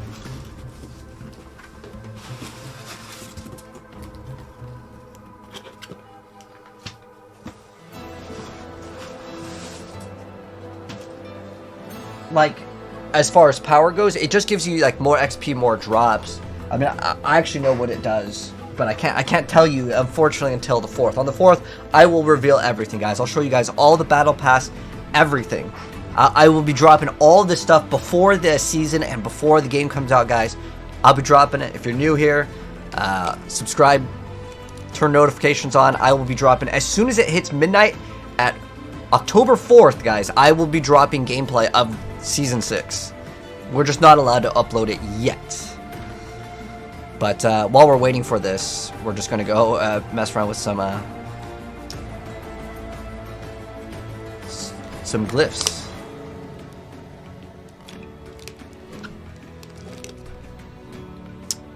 So Spirit is what? Dex?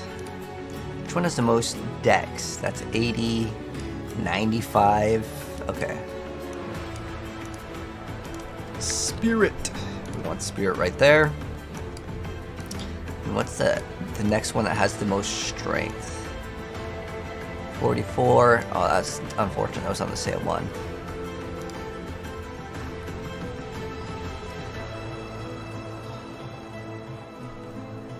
I'll probably do Talon. Oh, this is also Dex.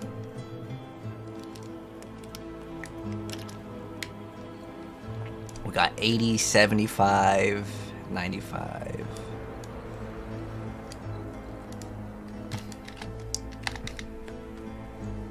I'll probably actually do Talon.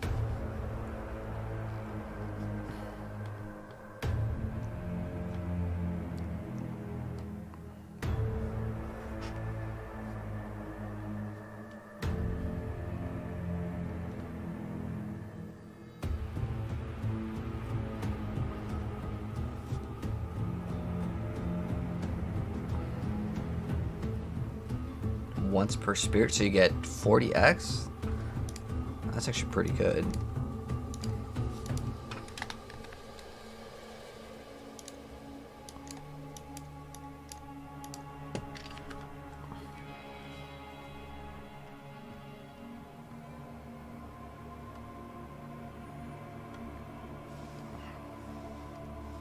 This is probably one of the best ones.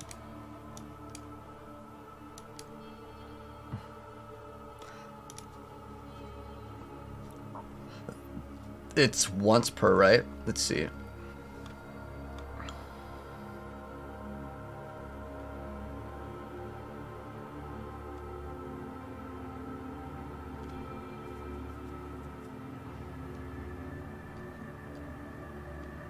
I mean, I guess Hone wouldn't be that bad, because we can convert it to Jaguar.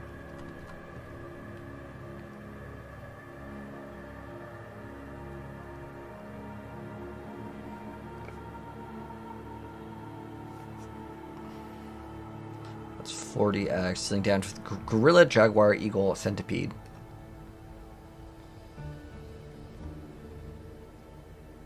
And then the bonus to the magic notes is actually quite good. I don't know if we'll need this one anymore. It's like 30x.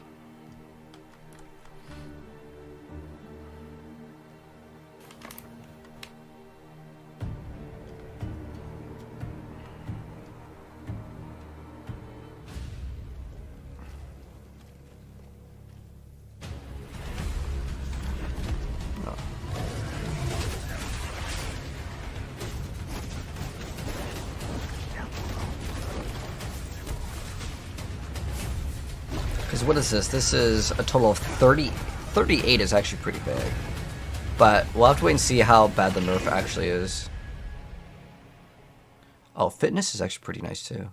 Well, I'm in the middle of chewing a totally gummy. Welcome back, guys. We are here. Sorry, to talk about Vessel of Hatred content.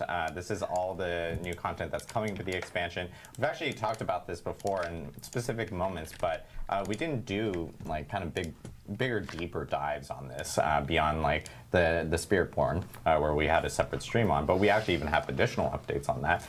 But I want to let you guys introduce yourselves. As you can see, Brent has now moved to being next to me. Just wanted to be a little closer, that's all. Alright, so Derek, do you want to kick now let's check out the other Yeah, things for everyone. Season 6. Derek and the Nunez, lead Spiritborn. season designer, and I'll be chatting about the Kurast Undercity in a few. Oh, this is the new endgame. Oh, okay, this is perfect. This is what I want to see. Mickelson, class designer for Spiritborn. Alright, this is the Hi, I'm Ben Briggs. endgame, I'm the a new lead game designer, and I'll be endgame talking campfire about Mercenary. discussion. So let's see what the new Awesome. endgame's So, activities are going to be. Tons of content coming to Vessel of Hatred. I know players have heard us talk about it a little bit, but Brent, did you want to talk about any content specifically before we jump in? Yeah, I mean, just kind of teeing up the next big thing that we want to talk about is just kind of how well the Spiritborn reaction has been since we've announced it. It's been amazing to see folks so excited about it. It's something that we've been pouring a lot of love into. We wanted to make sure they were adding something fresh to the game, and I really feel like we're there. But when we released it, we actually still had work to do. And so throughout the PTR, and the last few weeks of development here, we've been putting a lot of effort into polishing things up, and I'm super excited to hear Bjorn talk about what we've got in store. Yeah, lots of internal testing. We had players actually check it out at Gamescom as well, which was really cool. So, as we all know, Bjorn was on our Spiritborn reveal stream, and he's back to talk more about Spiritborn. So here is Spirit Bjorn to talk more about the Spiritborn. It's hard for me to actually say Spiritborn now because I just say Spirit Bjorn. So there we go. Awesome. Yeah. Yes, I mean, we've seen a lot of the sort of in development side of it, and we're just going to talk about a few kind of final touches, the final version of a few things that we want to hit on quickly here in this presentation. So starting off, we're going to talk about a couple of updates to the Spiritborn's passives. First off, we have 3 additional passives which have been added to the tree. Passives. Each of these kind of amplifies how the skills work that they relate to. So we have one for core skills, one for potency skills, and one for focus skills. And that sort of lets you kind of go more all in on any of those skills. There's also here on the far side of the slide an update to Noxious Resonance, which is one of Spiritborn's key passives. Poison crit. We really wanted to kind of clarify how this mechanic works, how it scales, and kind of answer some lingering questions about exactly how it works. But it's still largely based around exploding the poisons on your enemies. Moving on to another thing, we're going to have a small update to the Jaguar primary Spirit Hall. This will still do lots of damage whenever you spec into it. It's all about damage with the Jaguar. But this has focused it a little bit more about multi-attack skills, high attack speed, and really like allowing you to ramp up the damage that you can get it. Because now it's also based around the damage that you did in a short window. So that lets you sort of echo all of that damage that you did the faster you're attacking. Moving on to another small, or sort of medium-sized update. There was some confusion around Spirit Feathers, Storm Feathers, the Eagle Hall, how all that kind of works together. So this has been unified into a new concept just called Storm Feathers. What this is this is a buff that you can get. This increases your movement speed and it stacks duration. And now all of these things, they all speak to the Storm Feather concept. So you can get them, you can modify them, you can make them do different things, and you can even like use it to make kind of some crazy builds. I think we have a video for it where you can just kind of have feathers going all over the place. So think of it like crackling energy. You got to pick them up. And various Paragon that increases Storm Feather potency that will speak to all of these aspects as well as the Eagle primary hall. And then moving on to the last thing we've got should be our uniques. So some of you might have gotten to see some early versions of these, but we want to kind of show off the final versions with all of their stats in all of their glory. Too many nerfs. So to start off, we have 6 unique Spiritborn rings. Each of these kind of emphasizes a combination of 2 spirits and really lets you sort of tailor how you generate your Every time you deal thorns, you gain vigor. Sort of make the build that you're looking to make. Then moving on to getting that vigor is going to be really good. We showed off because you can apply thorns on every attack too. Your Soren to evade, and everybody really loved that. A couple other examples: we've got a Craze of the Dead God, which allows you to turn poisoning, all damage coming at you into poisoning damage. This and then seems sort of throw actually it kind of out at your broken. enemies in the form of Touch of Death, which is pretty neat. And then we've also got our helms. Harmony of Abakwa is the best thing in the entire game. One is focused more along it got nerfed. It was 150, but now it's 90x. While the other one but it's still incredibly OP. A single spirit. And then finally, we have our unique weapons. We've got several glaives and quarterstaffs. We already showed off the basic one. Wait, did they nerf show off sort of its counterpart, which is they removed all skills from it. They nerfed it. Holy! Allows you to sort of spam your core skills almost as if they were basics. That's sort of they used to be plus 27 skills, right? Vigor, it ramps up to the maximum size. They deleted it. Guaranteed crit, just massive screen clearing version of the core skill. So we think that one's pretty fun too. And then lastly, I believe I have a slide just for there we go. Our drop tables. Oh, the drop tables just got. Oh my gosh, this is huge. Any of these actually, that they ones, revealed all of this. Classes, you can kind of farm these based on different bosses. Where to get those uniques? And go for it. So the most important is the Janthus shell. So Lord Zir is the one you want to do, by the way. 100%, like the best item in the game. We have that deep dive blog. We've seen people theory craft.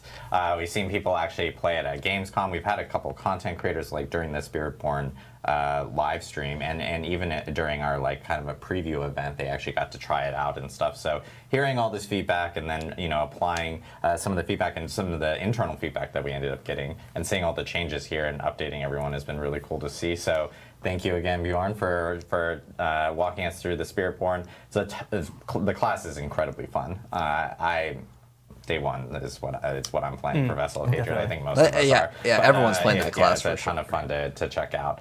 Next up, what we wanted to talk about is Kurast Undercity. This is actually a feature that we did announce with Gamescom, but we didn't really get a ton of opportunities to really kind of like dive deeper into what Kurast Undercity is. So, Derek, you want to take us through this? Yeah, absolutely. So, all right. The Kurast Undercity is a brand new dungeon experience that our Vessel of Hatred players will be unlocking throughout the course of the campaign. So this is Vessel of Hatred only. You have to have the expansion. It's located in the new capital city of Kurast, but it's the part of town that's not recommended that the standard citizen venture into. It's a section of the Kurast town that is still infested by the jungles of Nahantu and kind of overrun with the worst of the worst. It's Nahantu's most wanted inside the various districts that make up the Undercity. Throughout the course, as players are unlocking it, they'll meet a new character named Seahek that kind of teaches you the laws of the Undercity and how to commune with the spirit flames to traverse its treacherous depths, basically. So that's kind of like the narrative setting for it, but let's dive into the actual experiential standpoint, which we see here already. So the Kurast Undercity is an intense multi-floor time attack dungeon where players will be racing against an aggressive countdown timer to reach the district boss with as high of a rewards upgrade meter built up as possible and try not to let that timer expire. So fun little novel wrinkle here is that killing certain monsters we refer to as afflicted will give you time bonuses to extend your time in the Undercity. And just killing monsters in general and completing dungeon activities will build up this reward upgrade meter, referred to in-game as attunement. As far as the Undercity's role, it's one new novel leveling content, but its power really comes into the fact that it's brand new opportunistic content that allows players to make very efficient, very specific progress towards rewards goals as the opportunities arise. I'll dive deeper into that in the next few slides, but for now, just want to kind of set the stage that the Undercity does not necessarily have any objective aside from get to the boss, beat the clock, and do so with the highest amount of rewards upgrades built up as possible. How the players go about doing that is entirely up to them, because this is, again, a dungeon that celebrates autonomy, flow, and variety. And this is a good example we were talking about earlier. When we're looking at the new modes that we have, we want that player agency to come back to the player. Yeah. Play your way. And I think this is a perfect example of that. Yeah, absolutely. So let's dive into the next slide here. Cool. So I mentioned opportunistic content. And this is where the Undercity's primary role in the reward structure is. So we have dungeon keys that grant you access to dungeons. The Undercity's version of a dungeon key is in the form of tributes. So you can hop into an Undercity run without a tribute, just do the thing, the base run. But when you start applying tributes, this is where we allow you to define the specific reward upgrade opportunities of your next Undercity run at the cost of increasing the run's challenge. So you can see an example of a tribute here. This is the Tribute of Radiance. And when you slot this in, so long as you complete your Undercity run with at least attunement rank 1, we will guarantee that you get ancestral legendaries at the end. We'll dive a little bit deeper into some of the nuances. You can see that it has dungeon affixes that define the specific challenge. So the higher and more powerful the tribute, the tougher the challenge is in the form of lower starting time, time bonus penalties, and potion drop penalties. But the fun doesn't really doesn't I feel like stop potion there. drop isn't We're really just that getting big of a started. deal. Once you apply a tribute, you now unlock the ability to define a bargain. Each tribute has a list of bargains mapped to it. So this Tribute of Radiance has a collection of them. We're just picking out a couple that seem pretty fun to show off. And bargains allow you to further customize your rewards at a varying material cost.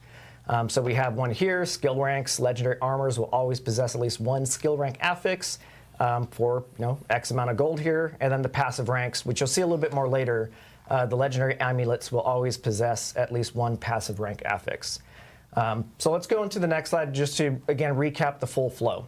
And we're going to see a video of all of this to let it all kind of soak in and see the full flow of the Undercity. So we have the front-end experience where you interact with the Spirit Brazier. You can jump directly into your district run, or you can optionally apply a tribute. So it makes it and then harder, bargain but you get to some better specify reward. The rewards opportunity of your next run. So let's go see this in action.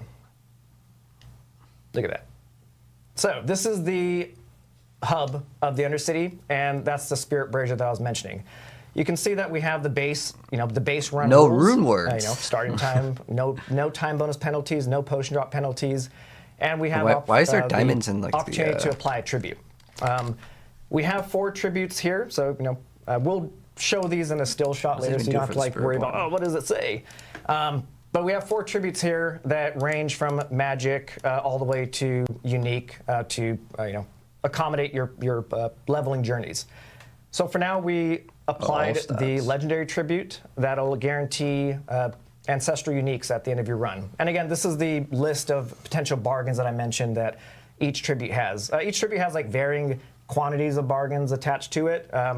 So we're going to pick the passive rank legendary amulets for the low price of 50 million gold. The Spirit Flame services don't seems come like it's cheap, a little bit but they're worth it. So we got the expensive. portal open, and we're going to hop into the run. We're going to have this play a couple times. First, I just want to point out the HUD, because this is really kind of your guide through the experience. So you can see at the top, once we exited that Spirit Aura, the timer starts, and that's a nice little timer at the top right-hand corner of your screen. We also display the number of floors that you have left to traverse. Very key information right there. To the right-hand side in the objective tracker, we have the attunement meter, and it's segmented into 4 ranks. Again, as I mentioned, achieving rank 1 is the bare minimum requirement necessary to get the value of the tribute that you slotted in. All subsequent ranks further enhance the value of that reward. So while you certainly want to strive to get attunement rank 4 to maximize your payout, it's not necessary if you're feeling the pinch of the time pressure. That if you at least get attunement rank 1, you can run it to the boss room and still come away with the thing that you're looking for. Going to point out a couple things here. You might have seen, let's do the Spirit Beacon. So the Spirit Beacon is one of our activity types, and completing it both gives you attunement, a good splash of attunement, and it applies a momentary spirit buff that increases your movement speed and reduces your, the skill cooldowns. Again, you got to move fast in the Undercity, so these Spirit Beacons are incredibly useful for getting you to the next location, whether it's another Spirit Beacon or the exit. We're also kind of showing here the lesser afflicted. As you can see, they're clearly marked in the game world. They're all orangey glowy, so you can keep your focus on the combat. And killing them is what gives you the time bonuses to extend your run. I think that's kind of the long and short of the Undercity run. Again, this is an example of floor 1. There's still 2 more floors to traverse to get to the boss room. Yeah, let's hop up. There we go. We're into the boss room. So in this case, we have finished all 3 floors and we made it to the boss room. One thing you notice is that time expiration, it stops. Time drain stops in the boss room. So you just need to make it to the boss room before that timer hits 0. This is Aaliyah, one of our 3 district bosses. And it's important to call out that there are 3 total districts to explore in the Undercity. Again, that's kind of tapping into the variety aspect of things. So Aaliyah is, again, just one of 3 henchmen that own the various districts. So in this case, we're at the tail end of this fight. We just, killed Aaliyah, and we see that we ended this run with a full reward upgrade of 4. So now we're going to get the best possible payout for this. And we came in here looking for ancestral legendaries, and as the Spirit Flames promised, ancestral legendaries is what we get. And the greater affixes. 3 and we also see that we got an amulet. That's pretty rare. If we were to dive into the amulet, we would have seen that the bargain would have applied to it as well. So the player would have gotten specifically what they came in here for. So what are the other rewards? That's a really quick snapshot of just the structure of an Undercity flow. So we have XP, I want to take this time just to dive XP into runes, a little bit more ancestral details legendaries, on the tributes mythic that uniques. we saw in the gameplay footage and spend a little bit more time Increased chance. Not guaranteed, though. This is an example of 4 of our 8 total tributes. These are hand-selected primarily just to showcase how the tributes are tuned to progress with your leveling journeys. So we start off here with the Tribute of Growth. This is usable on all difficulty levels. This is the tribute that rewards additional experience when you complete the Undercity. So this is great, for leveling up your alts, leveling up your character in general. And you can see here that we start applying the first of the, penalties or challenges for this, in the sense that we have lower starting time. We actually incur a time bonus penalty now, and we have potion drop penalties. Something also to note is, this is just found randomly in Sanctuary, so as you're just doing your standard leveling stuff, like the Hell Tides or whatever, you will get these types of tributes to say, point you to the Undercity every now and again. So let's go back to the tribute gallery, as I like to call it. Can we go back to that last slide that we had up there? There we go. Yeah. Cool. All right, cool, thank you. And then we get to... So you have a lot less starting time. Progressively more challenging, but also progressively more rewarding for the players. So Tribute of Harmony rewards guaranteed runes. This is a Torment tier difficulty. And you can see, we just amp up the challenge with each one. The Tribute of Radiance is the one that we just saw in action, that we guaranteed ancestral legendaries. And the Tribute of Ascendance is an example of kind of like the cream of the crop tribute, unique tribute that guarantees several uniques with an increased chance of a mythic unique. And I just want to call it out here that I know that the last 2 tributes say that they're resolute tributes and they only apply rewards to the player that offered it. We do have variants of both of these that work in party. Okay. So some will work in parties. The rest of the tributes that don't have that distinction, they reward everyone in the party. Oh, that's awesome. The last 2 that kind of had that little. That's kind of understandable though, because it's mythic. Yeah, I think that's the gallery of the tributes, and again, so that's the new these are endgame, mapped guys. to, the rest of them are mapped to a variety of content like the whisper caches, the summon. And then we also have the Citadel, and, which they'll probably things that I'm forgetting. we'll probably make a specific video going over that one. Yeah, but. this is a fantastic activity to do when you're somewhat in the mid game. Great for like uniques your even. journey. So you're going to be introduced to this as you're making your way through the campaign. And but the thing I like about it is with all the progression changes that we've been looking at, this also scales with you. And so this is the type of activity that's going to stick with you for a while. It's a great way to get control over looking for the items you're looking for, and the time attack feature of this is really great. Yeah. And I think the big thing here is like you can do it solo or you can do it with a group. So it's not like you have other options if you want to bring in a full party or if you like to just conquer it yourself. And I know a lot of people in chat are going like, hey, 50 million for all that. There are. I'm not sure if you guys saw all the different bargains and everything. There's a plethora of different costs for a lot of different options. And depending on what you're looking for, you can obviously target specific things. You may specifically want uniques or something like that, and that like chaotic uniques I think had like an obol requirement or whatever. So there's a lot of different bargain options for players to get, and if you are looking for specific rewards, you have an additional avenue to do so, which is really cool with Kurast. Good way to maybe target farm exactly what you're looking for. Well, there we go. All right, well, There's more. There's more? hold on. We're not done yet. Oh, the new goblin. The Kurast Undercity is the gift that keeps on giving. So one additional activity that you'll discover as you're romping through the Undercity is our Undercity unique treasure goblin, the Portal Prankster. We'll show some gameplay footage in just a moment, but first just want to call out killing him will reward a bonus chest at the end of the dungeon. And in addition, that contains just standard treasure goblin loot, runes, and more tributes. So it's a really good, very juicy reward to go after the Portal Prankster when you come across him. But you would be doing so at your own peril, because you'll see in this video that he has a particular mechanic to him that makes it a little bit tricky when you have a continually timer that's continually counting down. So you'll see here that when he's aggroed, he opens up a bunch of portals and just like Benny Hills through them. It's a chase. So this is kind of tapping into the risk versus reward nature of the Undercity, where you make decisions based on how confident you are at the current state of your run. And again, killing him is very lucrative. He doesn't drop anything aside from attunement right from the get-go, but all of his rewards are funneled at the end of the experience. So again, a variety of the spice of life in the Undercity, and another new goblin. Really excited to get this into the hands of players. Yeah, it's cool to see a new goblin variant right there. Yeah, and then, I like the course, goblin variant. The ultimate troll goblin, as you can see in the gameplay, and that's the risk reward you were talking about. Like, do you spend the time and chasing after this specific goblin as it's bouncing between different portals as your time is ticking down, and you're trying to progress and get better rewards. And of course, if you succeed and you get everything, you get that extra chest at the end, which is really awesome. Yeah, so it's worth it. Yeah, most definitely is worth it, especially since you get so much progress added once you do actually take down the goblin as well. So thank you, Derek, for walking us through this. We have a bunch of seats here.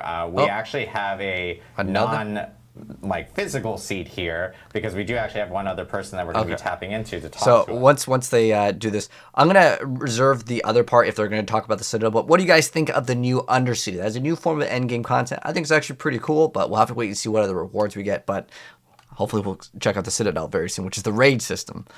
All right, so let's see what they're going to talk about. Talk to us a little bit about it. Oh, yes, the raids. All right. Absolutely. So Thanks for this is the having me. raids, guys. As you heard, I'm the lead for the Dark Citadel. Dark Citadel We're raids. talking about Rise of the Khazra. This is the very first multiplayer-focused piece of content for Diablo 4. The currency of the afterlife. So, as you can kind of guess, this whole thing's about essence and souls and sealing them and owning them and just using it as power. Go ahead. All right, Dark Citadel overview. So we have boss fight. We're here to fight Better the first together. Khazra. They are taking over the crater left from the Mage Clan Civil War. Okay. Blasted a hole into the ground, and they've moved in, and they're using all the souls from the dead Mage Clan people to power their crazy experiments. They're really, really evil. They are taking people. They take their own kind, and they turn them into like power sources and batteries, and they use them, and they're all about resurrecting their dead god Zagral. Okay. So let's see how this interacts. I'm excited This to all see takes this. place in. It's the first time that I think they're showing the full thing, whole right? Quest line in Kurast. People are gonna tell you how bad this is. They really don't like having their friends and family stolen and taken and drained and having husks returned. So you're gonna go on a quest to go find out what's happened to these people and see if you can go help.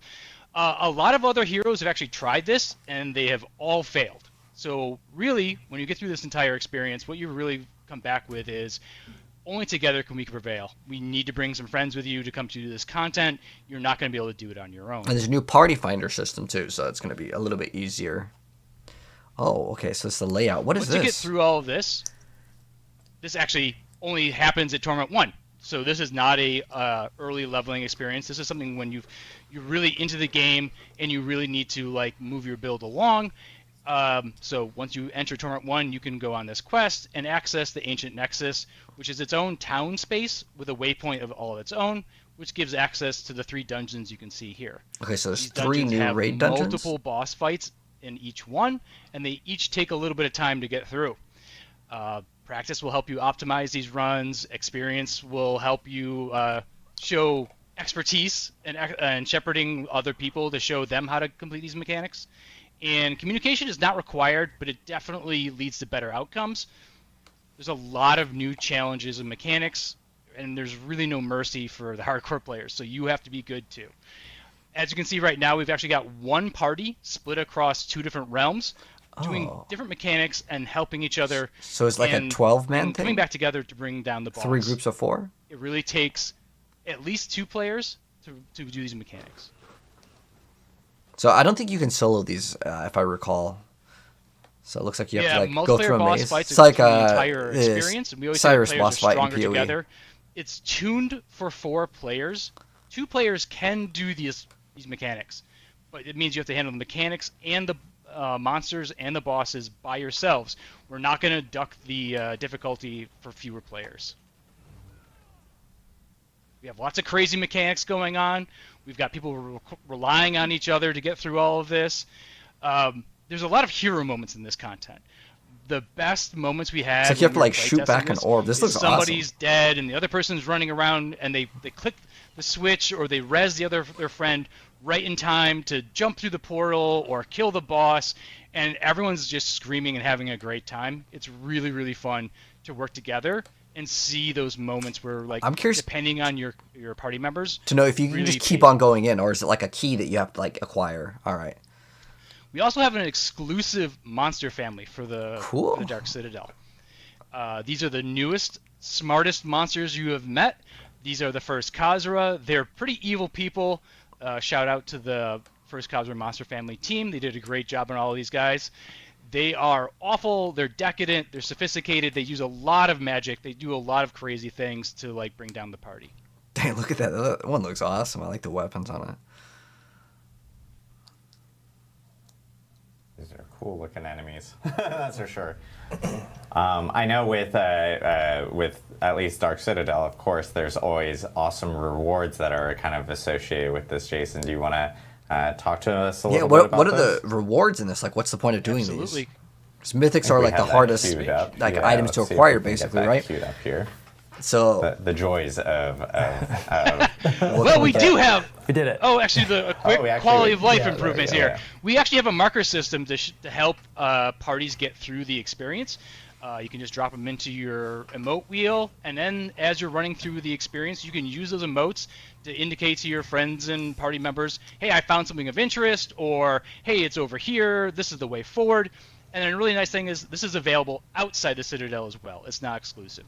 So you'll be able to use this wherever you go with your party. I feel like I would just get trolled and think that's like a legendary drop. To help you understand what's happening, especially where you're taking damage from and big moments. And you've heard about the Party Finder. That's also created with obviously Citadel in mind, but it supports everybody else. But we want to make sure we facilitate getting lots of people into this content. Yeah, Hopefully now we can talk about rewards. Yeah. Well, before we jump into that, I do want to make mention, because that was a really interesting screen to see the communication stuff and talking about Party Finder. One of the things that we've seen since launch is that our cooperative player base is growing. You know, it's growing steadily, and so we wanted to make sure that we did a couple of things. First off, we wanted endgame content for them, right? That's what this is all about, is making sure that we have that really hopefully there's a cool new aspirational clan endgame system content too for folks who like to play with their friends. The other thing is that we know that we could let this spread out into more segments of the game. And so the Party Fighter was originally a discussion that we had for how to support the Dark Citadel, but it is now benefiting all the other activities in our game as well. So for those of you who experience, you're seeing the early stages of us really expanding, getting people together in the content that is the best inside of the game. And so it's really exciting. But it does boil down to that communication, and that marker system is something that can be both used in the Citadel as well as outside of the Citadel. Yeah. And I think that that's going to be really valuable for accessibility for a lot of folks out there. Yep, most definitely. All right, now on to rewards. Now we'll talk rewards. Sorry. Ooh, okay. Absolutely. So you're actually chasing a weekly reward that resets on the Tuesday or the day of the week that we set. So really, that's going to drop a massive ancestral loot drop each time you pop that open, which only happens when you complete all 3 dungeons. You're going to want to chase that thing. That is a huge, important drop for a week. But beyond that, there's lots of rewards for repeated runs.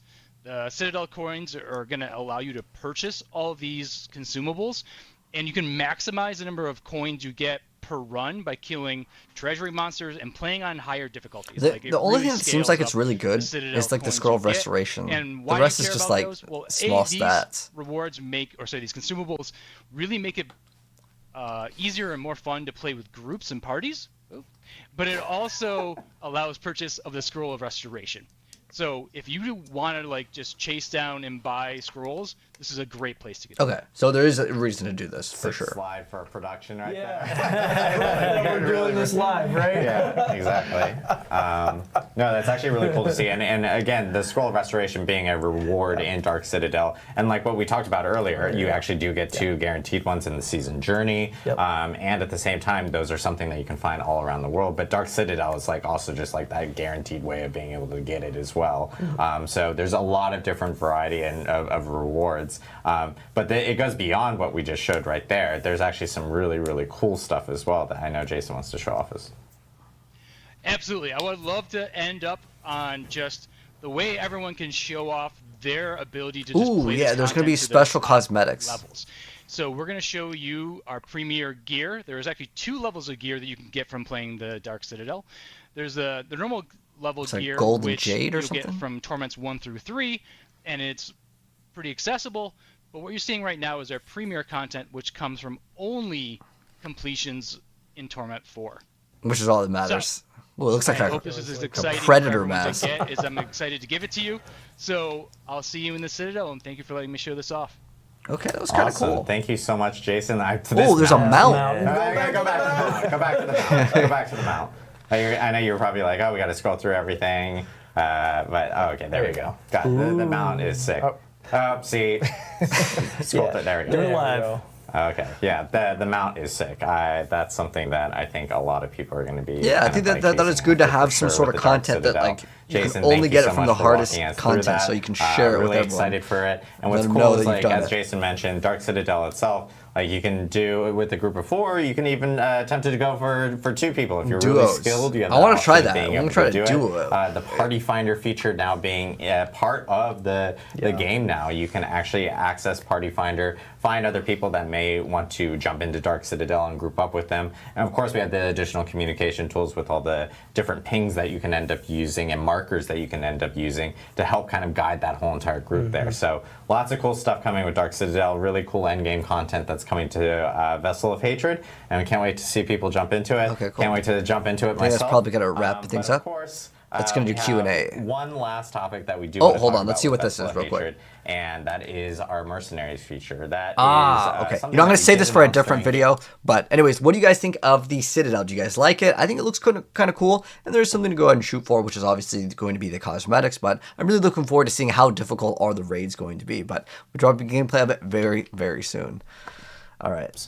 And when we started talking about this very early on, we're like, what is the approach that we can take that really complements everything else that we're doing in Diablo 4 that is different? Obviously, we've been touching things like itemization, and we've been doing a bunch of reworks on class builds.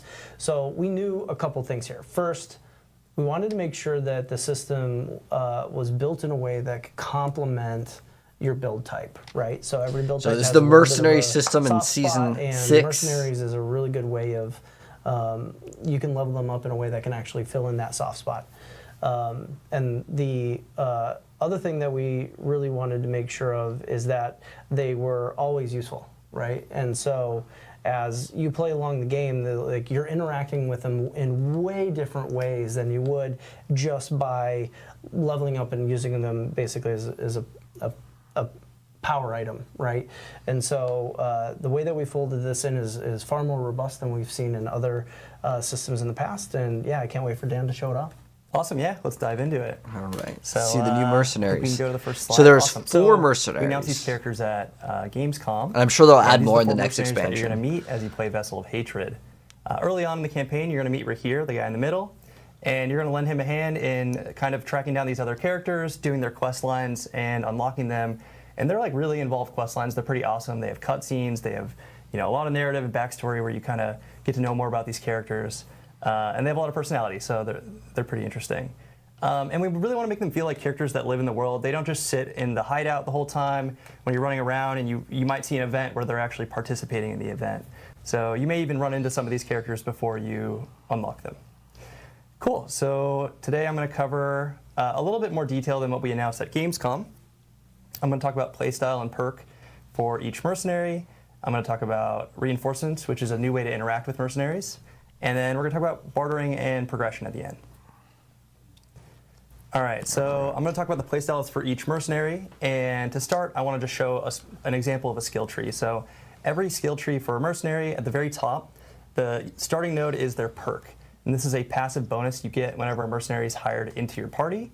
And they're pretty awesome. They're really powerful. Hopefully when you hire a merc, you feel like they're changing the way you play. And then every skill tree has 6 skills and 12 upgrades. So let's dive into some examples. So for Rahir, he's really like the tank if you need someone to help protect you. And his skill tree is kind of split up into a tower shield, which is about getting in the thick of battle, tanking things for you, taunting. And he also has a round shield, which is sort of themed around being a holy protector. So the top node that you start with for Rahir, and this is when you hire him to your party, is Valiance. And what this does is basically if you take a lot of damage in one hit, he's going to fly in, negate that damage, block it for you, and he's going to knock down enemies. He's also going to grant you Unstoppable, so he can really save your life. So here's an example where this beast is going to hit me, and these guys hit pretty hard. So here it comes, boom. So Rahir kind of leapt in, he negated that damage, and he knocked them down. So that's awesome. I imagine hardcore players will be able to gravitate towards this unless they are risk takers. So really good. Definitely a very powerful perk. Cool. Let's talk about some upgrades. I think we skipped ahead a slide if we want to go back one. There we go. Okay. Cool. So here's some upgrade examples on Rahir's skill tree. The first one, Draw Fire. We're going to show a video in a second. Whenever I use a healing potion, Rahir's going to taunt enemies near him. So if you're in danger, you need health, it's going to help save you. Iron Wolf's Virtue, when Rahir's Valiance is triggered, he heals you and his cooldown's reduced, so you can just get it to happen more often. And he has a shield throw, which some D3 Crusader players might love, where he chucks his shield, it bounces off some targets, and this kind of marks them so you can sort of play whack-a-mole, and if you hit those targets, you'll get healed back. So it's another way to keep yourself alive. All right, cool. Let's check out an example for Draw Fire. So you're going to see I use my potion. The UI would help you show that, but yeah, I used the potion right there. Rahir taunted everybody. Sweet. I did not die, and I'm happy. All right, let's go to the next one. So Varyana, we call her the Berserker Crone. She is a reformed cannibal She's got a pretty interesting backstory. I love her personality. She's kind of zany and crazy. She's also the cook for the mercenaries, and I don't know if I would eat her food. I don't really trust her. But her skill tree's kind of split up into 2 themes: dual wield axes, which is all about visceral cleaves and bleeds, and large mace, which is heavy slams. So you may be familiar with the massacre bonus from D3. Her perk is very similar, where basically you get this bonus. We could jump to the video. And as you kill monsters, you're going to see when I get 10 kills, the massacre bonus kicks in. It's going to show up above her portrait on the left side of the screen. So it should say times 10. Cool. I now have a massacre bonus started. As I build this up and I get it to higher thresholds, I'm going to get more and more movement speed. So you're kind of encouraged to play more aggressive, keep this going before it runs out of time. And it sort of snowballs into this fun gameplay where you're going really fast. So you can embrace your inner Sanic and go real fast with Varyana as your hired merc. All right, I got some upgrades for Varyana. So dismembering is, oh yeah, sorry. So this one, it's going to guarantee an overpower. She's going to knock people down, and you get a guaranteed overpower. So if you're playing Barb, it's going to be really useful. Reprisal is when you get CC'd, Varyana is going to leap on the enemy that inflicted it and knock them down. So this can also save your life. And No Escape is Varyana does Whirlwind. This makes it really big, and as she's spinning around, she's kind of grouping enemies up for you. So that can be a fun one. I think we showed both. So yeah, dismembering here. So she's going to set us up. We get a guaranteed overpower. You do a bunch of damage. Sweet. That feeds into a lot of builds. And then we have Reprisal here. So I got chained by that monster. She leapt on them, knocked them down, basically canceling that for me. All right, cool. Subo the Bounty Hunter. He's themed on longbows, which is precision shooting and traps. The other side of his tree is crossbows, heavy bolts, and explosives. And his perk is kind of broken up into 2 parts. So he has a passive component, which is he reveals enemies and materials on the mini-map. And his active component is that we call him the Bounty Hunter because he's going to call out targets during combat. And if you kill that target, you get a bunch of resource back. And also, the more you do that, the more often he's going to be casting Seeker. So you're kind of trying to keep this up where you want to make sure you're killing his targets and spending your resource before you do so. And this lets you just cast more abilities, which always feels great. All right, let's check out an example. So I'm in town. I'm going to walk out here with Subo. And you can look at the mini map, top right, and it's starting to populate with look how good that is. You can see and you'll see all the herbs and the monsters. Well. So this to me is probably the best mercenary in the game. Sorry, we're gonna have to loop this one because I talked too slowly. But he also is marking a target, and you saw when I killed them, I got a bunch of resource. Yeah, I know a lot of people with Subo, especially because the fact that he highlights like ore veins and things like that. Yeah, it's so helpful. Pretty huge for people, especially with all the changes that we're adding to like how materials can also be used to maybe craft like legendaries and stuff. So Subo is kind of like my personal favorite, but and Subo is the best one for like 90% of players. Too, where mercenaries are really about utility, and they kind of add choices that maybe you wouldn't necessarily pick on your character. Or they help you just kind of like fill gaps in your build, or maybe encourage you to do, have more diversity in your build. Maybe the Demon Child can apply vulnerability and burn, all right, cool. So it helps the Sork. We're going to show off some Subo upgrades. So first we have Share a Drink, which is whenever he throws his Molotov, there's a chance for him to drop a healing potion for you. Mastermind, Subo's Wire Trap and Trip Mines gain 60% size. And then you and Subo both have increased crowd control duration. That can be kind of nice for bosses like Fist of Fate. Going to reduce cooldowns for every monster hit. So here's an example of Share a Drink. He threw a Molotov, he dropped a potion for me, and that can just help you more consistently. It'd be nice if the potion would just appear next to your feet, because he's usually going to be further back, so I don't think people care for that one. This is definitely a fan favorite. We call him the Forsaken Child. His tree is sort of split up into 2 magic types: Fire Magic, which is all about burning enemies and making them suffer, and Shadow Magic, which is haunting souls that kind of like apply dots and spread to enemies. His perk is dependent on what your skill tree choices are. So if you're on the fire side of the tree or the shadow, you will get different buffs and debuffs. So every once in a while, he's going to turn into a demon of one of those forms. If he's on the shadow side, you and all the enemies around him become vulnerable. If he's on the fire side, he's going to make it so all your direct damage applies burn to enemies, but it's also draining your resource. So he's really themed around this Kiss Curse mechanic, and whenever this happens, it can be a huge benefit, but also there's some downsides to it, potentially. All right, cool, so he's casting some fire skills. We're gonna see Altkin on the left, he's turning into a fire demon. This gives him a whole new skill set. He's got immolation, he's burning nearby enemies, and he's helping kill everything. And then you can see when I'm doing direct damage, it's applying burn, but also my resource is draining. This is if I'm on the shadow side. He turned into a shadow demon at the top. He's gonna do a cool ability where he pulls everyone into a line, lines them up for you. That always feels really good. And yeah, in that one, he's making everyone vulnerable. Sweet, let's talk about some upgrades for Aldkin. So I think this will be a lot of people's favorites. Ember's Gift, whenever he casts Firestorm, if you stand in it, you're getting 33% of your primary resource per second. And we're gonna show a video of that in a sec. Terrify, he does Haunt. Yeah, thank you. He's got 30% chance to apply invulnerable to enemies, so another way to get keywords applied to things. And Burning Chaos, that's his ult. Whenever you cast your ult, it resets his.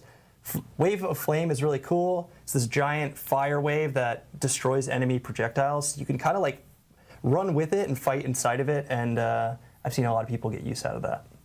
Cool, okay, let's check out Ember's Gift. So he's gonna cast Firestorm, and look at my resource. It's just flying up really fast while I'm standing in this area. So it's a good way to kind of have this happen, and then you just get to spam a bunch of abilities and murder monsters. So yeah, here's a quick example of, we do have a lot of keywords and ways for mercenaries to utilize them and spread them to enemies, so that can help with a lot of builds too. Yeah, it's nice having an option to like add vulnerable to more enemies, especially like AoE, doing AoE or anything like that. So yeah, really cool to see. I know, of course, there's other mechanics with mercenaries that we did want to talk about. So Dan, do you want to jump into how reinforcements actually works? Yeah, let's talk about reinforcements. So I guess before I explain reinforcements, there are two methods of using mercenaries. One is hiring them, and that's for solo players. So if you're playing solo, you're not in a party, you can hire a mercenary. Everyone at all times can also have a reinforcement. So if you're in a party, everyone has a reinforcement. If you're solo, you get both. And if you're playing solo, they have to be two different characters. So your hired mercenary has to be different from your reinforcement. All right, what the heck are reinforcements? So reinforcements are a new way to interact with mercs where you can kind of call a mercenary into battle, have them perform a skill at an opportune moment, and you get to sort of control when that happens. And this reminds me a lot of like old school fighting games where you could kind of cast an ability and a character will fly off screen, he'll do something really cool. Marvel's Capcom. Hopefully that helps you a lot, and it's really awesome. That's, I think very much inspired by that. Yeah, it's like assists. They jump in, they do something, and then they like pop back out, so it's really cool.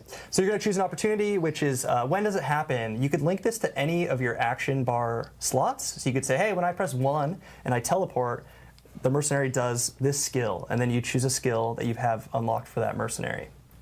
All right, let's check out some examples. So this one's quick. I'm gonna cast teleport, and you'll see Rahir appear, and then he sort of flies in battle. He does this triple slam. He groups everyone up. Grouping enemies up is always good. Thank you, Rahir. I drop a meteor on their head. But these have, the cooldown is still tied to... Altkin shows up and casts Firestorm for me. There's gonna be a lot of combinations here, I think, with all the different player abilities and all the different reinforcement skills, so I think it'll be really interesting to see how players utilize the system. You can use it more defensively or more offensively, and hopefully you agree, a lot of the skills give you added utility. So I think there's a lot of opportunities here to mix and match, which would be cool. Another thing I'm excited about that is that the system is built to grow. And so our ability to add more conditions in which you bring them in and continue to grow potentially the powers that we could see too. It's a very robust system that can go a pretty long way, so it's great. Yeah, cool. Awesome. And I think finally we want to talk about some bartering. Yeah, we're going to talk about this is part of this. This is the progression, and then bartering, but they're all, it's all tied together. It's all one unit. We're good. Yeah, so rapport is the progression for mercenaries, and we could go ahead and jump to the first slide. So this is what the rapport looks like. You may be familiar with this type of UI. In this example, we're rank 5. The first 4 skill ranks are how you get your skill points for the skill tree. We want you to unlock all the cool, fun abilities for mercs pretty quickly and up front. After that point, it's all about upgrades for bartering. And bartering is, we're going to show it off in a second, but progressing your mercs improves the bartering system, which is kind of a way to trade with mercenaries at the hideout and get really useful items. So the very last rank, we hovered over it quickly there. You can actually repeat the very last rank for mercenaries and continue to earn the currency. So if you say, hey, I really like Altkin, I don't want to level anyone else up, you could just keep playing this character and you'll keep getting resources. Hopefully we're encouraging you though with these upgrades to kind of rank up all your mercs and keep making bartering better. All right, let's talk about bartering. So at the hideout, you can talk to Fiera, and she will pull up a UI where you can trade for items. A lot of them are legendaries, and as you upgrade your mercs, she wouldn't want to buy any of the yellows. It's so you bad. can find more interesting things.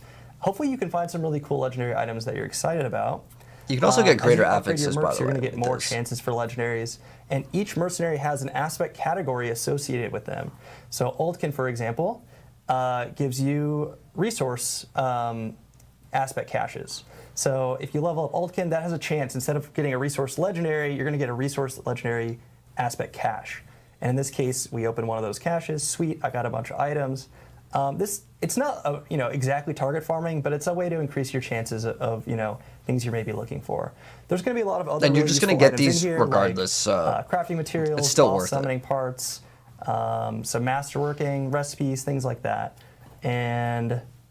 So like masterworking, boss material, you can get runes off of these. The currency you re-roll this inventory with is the same currency that you're spending to buy items. So you kind of have to pick and choose, like, do I want to re-roll or do I want to wait? It's not that expensive either to get the hopefully items. You see things that you're interested in and you buy them. Very and then every day when you log in, you get one free re-roll.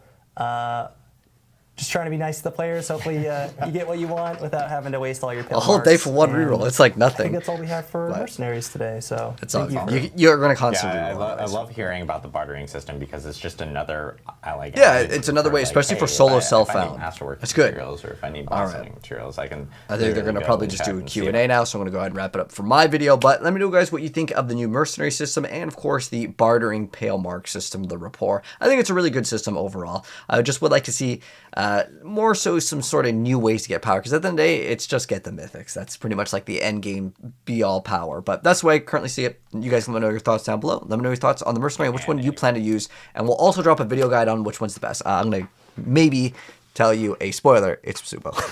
Anyways, peace out. All right. So we're going to go see what they're going to talk about. Specifically for this, that we're all excited for everyone to jump into. October 7th, 4 p.m. Pacific in California, globally, wherever your time zone is, that it's tied to that is when it will end up hitting. So, and we have a cool map. But I know we talked about a lot today. We do want to, of course, do our normal Q&A that we always do at the end. But before we actually end up doing that, I know... hold on one more Brent, time. you wanted to talk a little bit about the journey here. Yeah, honestly, we talk at the team level a lot about our communication with the community at this point. And I've said it a few times where it's like, it feels so good to be in a dialogue now. And everybody at home, you've heard us say, we're listening. I actually feel like we're well beyond that point at this moment. Like, we really feel like the community is now one of our team members, and we're developing together at this point, and we're starting to all pull in the same direction, and we've learned so much, right? We've come out with season 1, we took some lumps there, right? We knew we had a lot of work to do, and all the dialogue that we've had has led up to like things like the success of season 4 and season 5. And so the fact that the community is really a part of our team now, it shows us a great pathway. We still have a lot of work to do.